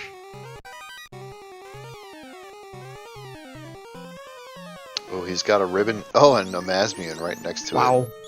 Pretty great find. So Philes will have one ribbon and the Masamune going into the final dungeon, which will be a huge help for him.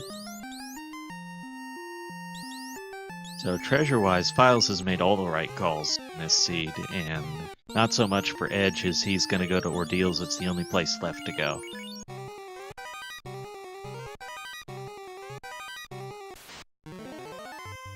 And a second level Blue Dragon encounter down here on the second floor of the Mirage Tower. We're going to get a sneak preview at how many hit points and everything he has. Yeah, that blue dragon wandered away from his normal spot. Would have been very interesting to see if Philes had to go through the final dungeon with no ribbons, and just the magic defense difference could have been significant. Edge will still have the ribbon advantage. The question left is, will he have 2 or will he have 3? Because how much is he going to dig after he finishes going through the treasures here in Ordeals? Yeah, if I had to guess, I would guess that Edgeworth, once he finds this slab, he may be in instant go mode and be done checking things. He does have the 2 ribbons. He has a high level black belt. I don't know how much more he would want to go out there and check. Edge is going to give us a second chance to see whether that fourth teleporter pad is going to go skip way ahead. There it is. Nope, it went to the same room. And he will take the reset.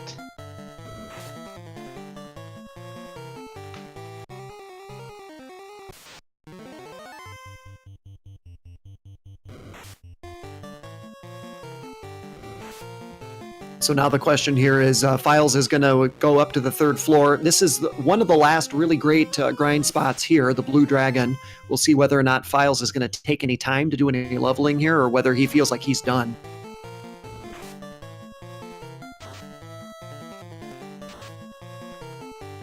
I just think if I were Philes and I was still thinking about doing that, it would have been back with the zombie dragons at Ordeals. So I don't think he's going to do too much.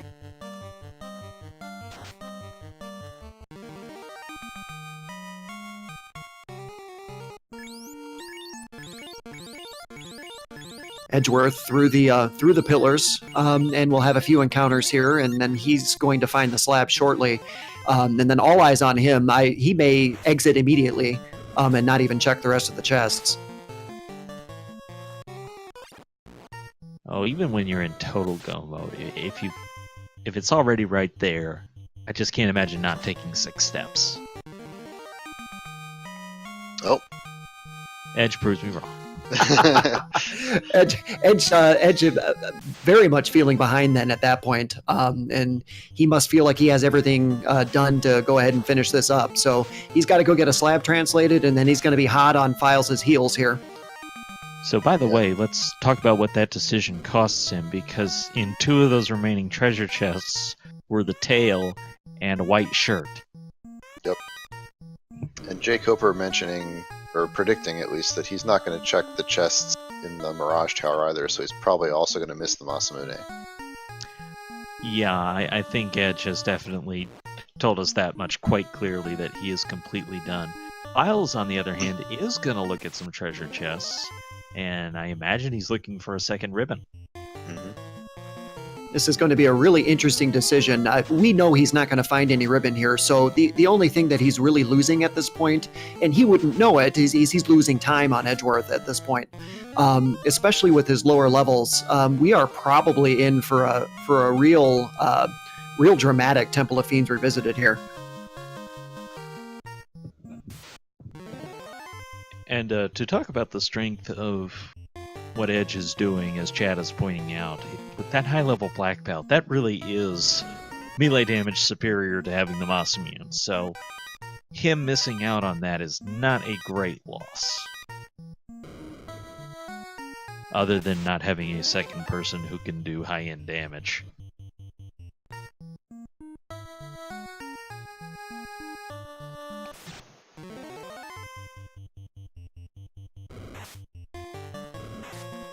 Edge checks out the toga party, he gets the chime. We'll never find out what was in the magic shop here because neither one had the tail before coming.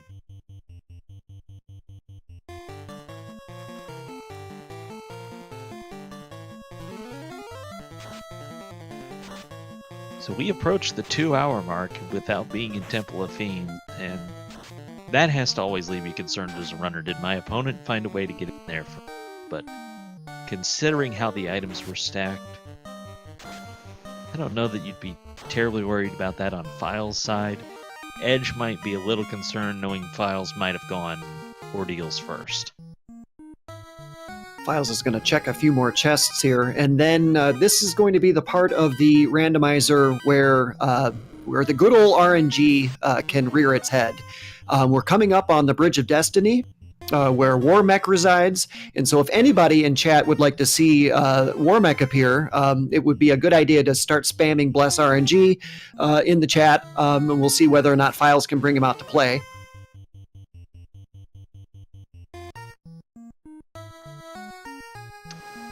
And Troper, have you found anything fun about Warmech and looking at the coding? There isn't anything terribly special about Warmech. He just has, extreme stats, and he's got the nuclear skill, which I left on him to get shuffled in among all the various fiends. I think somebody a long time ago came up with the idea of Mecha Tiamat for some reason that caught on, and that's what we like to call it when Tiamat gets the nuclear skill. One feature I would like to add in the future is to make Warmech an NPC. That would be awesome.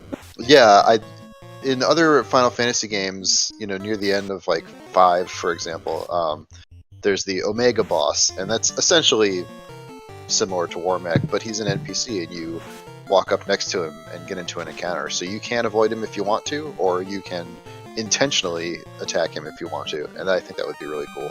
We could put him somewhere on the 4th floor, since that's a really cool place to. Everyone takes a different strategy there. I actually just saw Philes take an unusual strategy of going right and then up 2 and then right, which is you almost never see that. Usually you see people go over 2 and up or down 2, or some people zigzag. Edgeworth's doing a zigzag right now.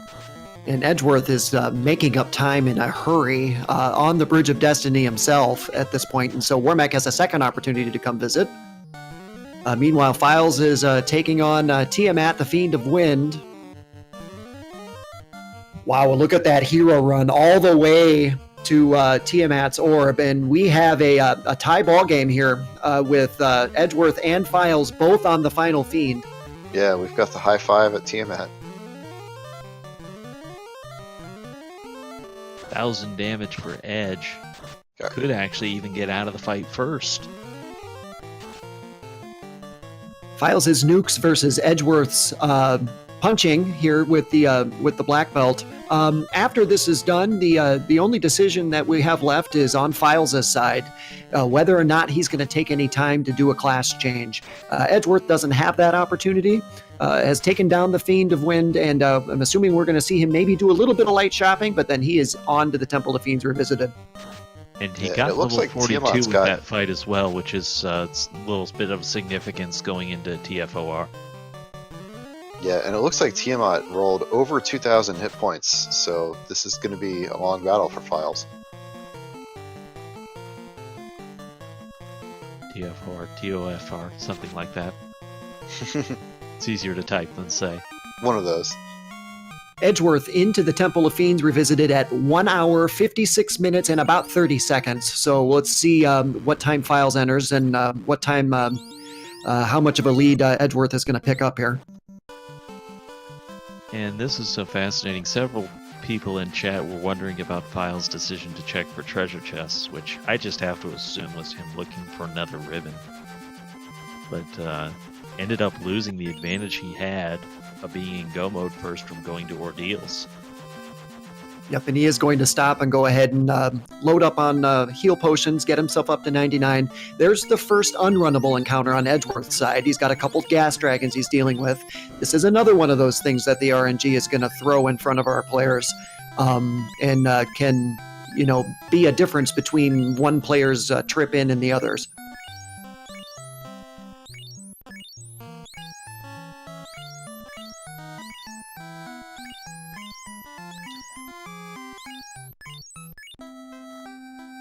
And the Phantom, not much of a threat as he usually isn't.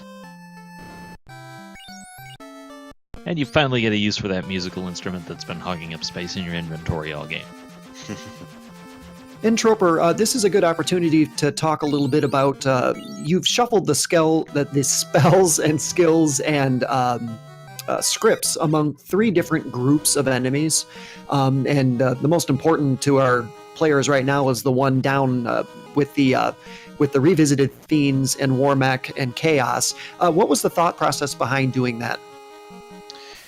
Yeah, so there are some enemies in the normal game that have some really strong skills and spells, but there aren't too many of them, and so I wanted there basically not to be a ton more like vanilla enemies that have extreme skills like nuclear and nuke and fire 3 and crack and inferno and swirl and all the crazy stuff that Chaos has. So I wanted to keep, and also to keep the Temple of Fiends Revisited more challenging and to ensure that the bosses there are still difficult.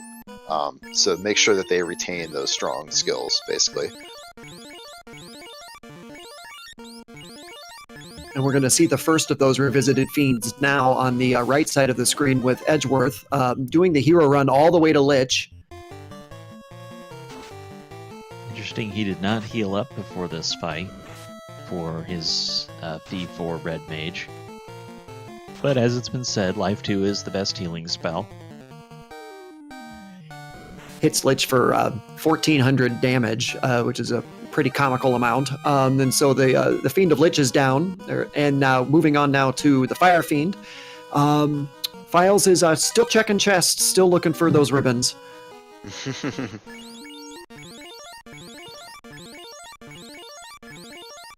One encounter on the fire floor, that's why it's the best floor. That means he's going to get more encounters on the water floor, and that's going to slow him down. I don't think he reset before going in, did he?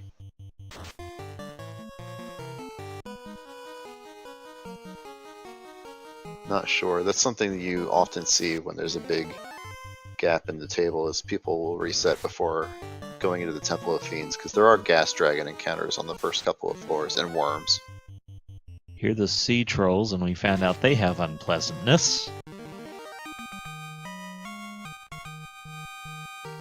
By the way, you see the runners hug those walls when they have a door on. That's because, much like walking through the lava, it won't increase your step count for the next fight. And Kraken looms next. Kraken, with these round 3 seeds, can be spun up at some truly horrifying skills and abilities levels, as well as just liquefy one of your characters if it gets a hold of them. And, well, I better not say that or I'm going to be commentators cursing, but we did not see one particular encounter in this floor. Yeah. We did see 2 encounters with sea trolls, which is pretty bad. But they are runnable, so they were able to get away from that, and there is still a chance of seeing a fight after Kraken, so never take it for granted that you're going to be able to get to that staircase first. Ice Shirt does a whole 79 damage. He takes 1,000 damage hit, and then fires off a nuke that wiped out his White Mage. So that makes his Red Mage now extremely important to keep alive, because the Red Mage has the only remaining casts of Life 2. It looks like he's going to squeak through. 2,000 damage on the hit from the Black Belt. That was definitely a nail biter for Edge. If Kraken had gotten the initiative and attacked the Red Mage, then he would have been solo black belting the rest of this run. Okay, I didn't call for the waters. I didn't name them. So nobody can blame me for commentator's curse on this one. The game knew what you were referring to. That Kraken 2 with a first cast of nuke out of the gate is going to make this fight for Philes real interesting when he gets down to Kraken. Yeah, we're almost certain to see more than 1 or 2 rounds for Philes. Curious if he's going to check these chests that are fairly close here. It looks like not, because he's healing up for carry. So we're just a little past 2 hours and 2 minutes in now, and these 2 runners are fighting to advance to round 4 of the tournament. Philes won the first round of this 3-game set. Edgeworth came back with the second, and Edgeworth is holding on to a little bit of a lead here, trying to close this out and advance into round 4. Tiamat takes a 700 damage hit, still standing. I'm greatly disappointed in the lack of Bane strats.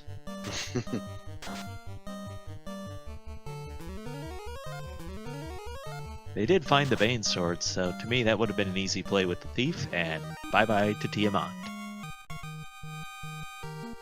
So that leaves one enemy left for Edgeworth. Chaos awaits down at the next floor. He's got a little bit more running to do to get through some encounters. For example, 4 worms. That will slow him down a little bit. And Philes is right behind him on the water floor, just one floor back. This has to be such an interesting thought process for both runners here at the 2-hour mark. You know you're this deep in the temple, so you know your opponent could be. Did they get held up on something awful? Philes obviously still has the big fiends to go to. Edge, you'd probably expect that Philes got to Chaos first if you're thinking about it. So then you have to be wondering if Chaos doesn't have something awful. But again, try not to overthink too much about what your opponent has. That's what commentators are for. You're absolutely right, Trenton. Both of these runners have wiped a couple of times while running this seed, and the progression items, the slab and the crown, were in odd places, and so both of them are probably really concerned that they're behind at this point. Especially, or that Chaos down here at the bottom has something awful on him. The moment of truth has arrived for Edgeworth, so let's see what happens.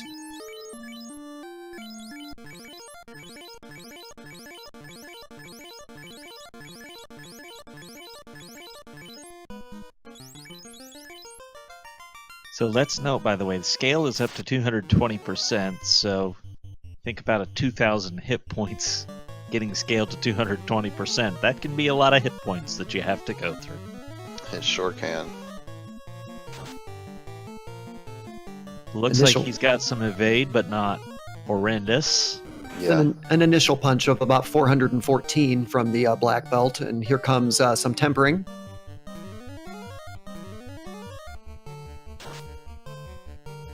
And that'll do it. And that's it. With a time of 2 hours, 5 minutes, and about 40 seconds. Let's call it 2 hours, 5 minutes, and 37 seconds SRL time. And Edgeworth is going to advance to round 4 of our tournament.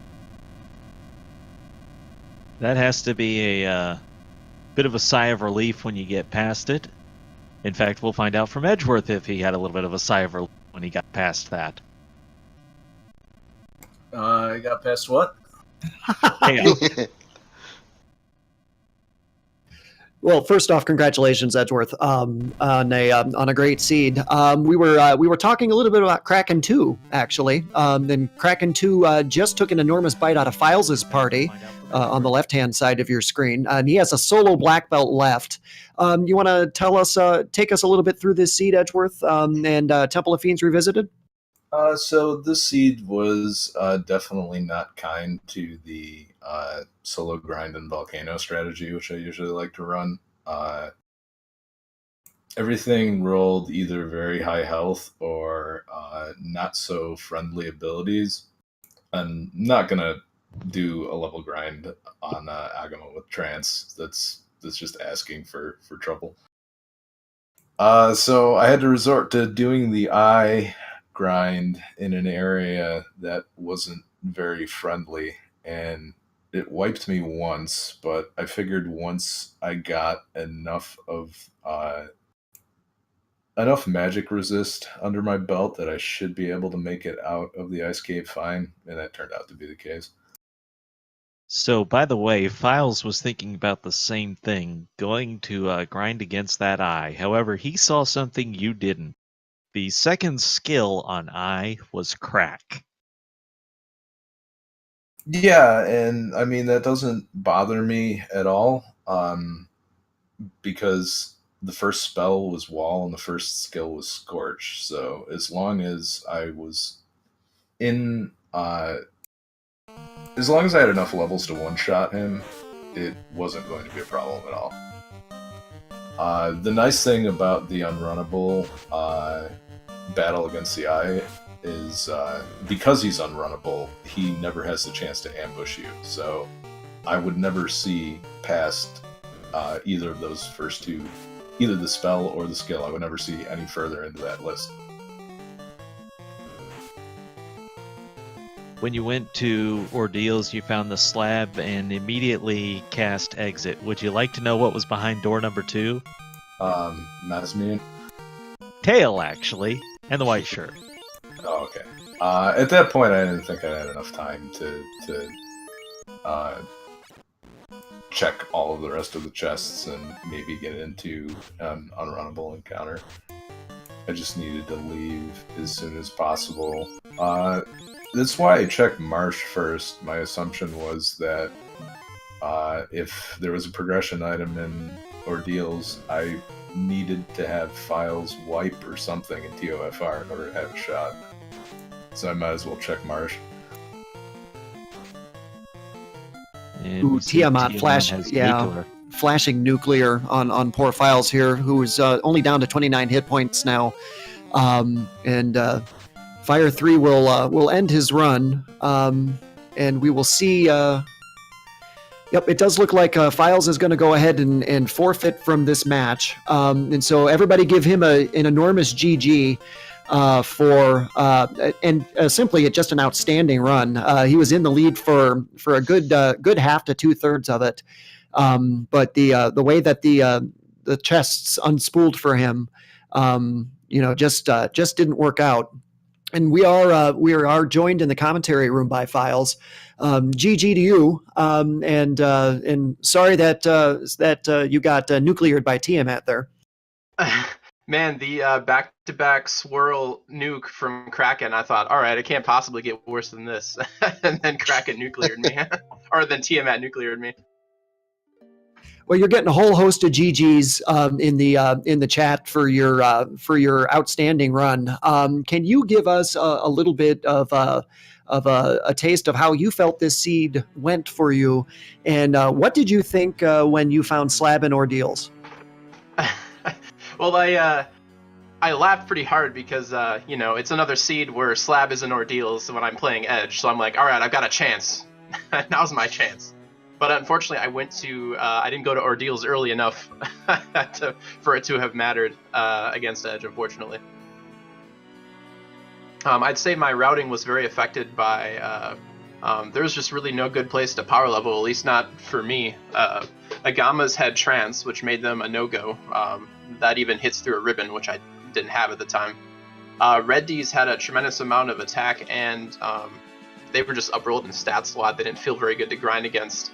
The Fires had a lot of hit points that could have been grinded. So I decided to go to the Eye and check that out, and I was setting up for a grind, and then the Eye had crack. So that was no bueno. So after that, it was just, keep routing, try to pick up experience where you can. With round 3 flags, the experience cap the scaling doesn't go super high.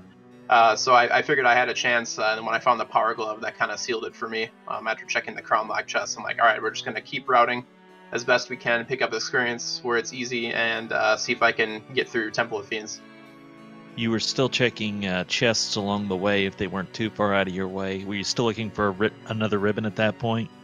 Well, I had zero ribbons going into Mirage. Like none. You want at least one. Especially on some kind of reviver, since Life 2 is rank 1. So with one ribbon and all the wall casts I had, that was acceptable. But I still, 2 ribbons would have been perfect, because I could have had one on a red mage and one on a black belt. Throw some tempers, defense sword, white shirt. It was doable. Yeah, I meant in Sky Castle where you already had that ribbon, you were still checking chests. Yeah, I checked the high density ones. I checked the right side on the way up to the first floor of Sky Castle, and I checked a couple of the high density spots on the second to last floor there. And then after that didn't give me anything. I'm like, all right, I guess we're going. If you're curious, though, there were 2 ribbons on floor 1 of Earth. Are you kidding me? There were 2 ribbons in the very bottom part that I didn't check. Oh, that's funny. I assume you found them, Edge, then, since they knew where they were? Yeah. Nice. GG, by the way. I didn't realize you were in here already. Yeah, GG. Did you manage a power level anywhere, Edge? Did you power level on the Fires, or...? I went to 38 on the Eye. Oh, you did? Okay. I did get wiped. Not to crack, but to failing to run away from wraiths. Yeah, those guys were they were a little beefy. Yeah, I gave it another shot, just because the experience was so good in comparison to anything else that it felt like the most efficient way. And I stopped at 38 because I wanted to get to 42 by endgame, and I figured with unrunnables and TOFR that was a pretty good bet to do that. Sure, that's pretty reasonable. Another sort of dramatic moment that we had while watching this seed was watching Edgeworth run into a carry one that ended up to be a much harder fight than I think any of us realized it was going to be going into it. Edgy ended up wiping to carry one, and then ran away. This also goes into your party configurations.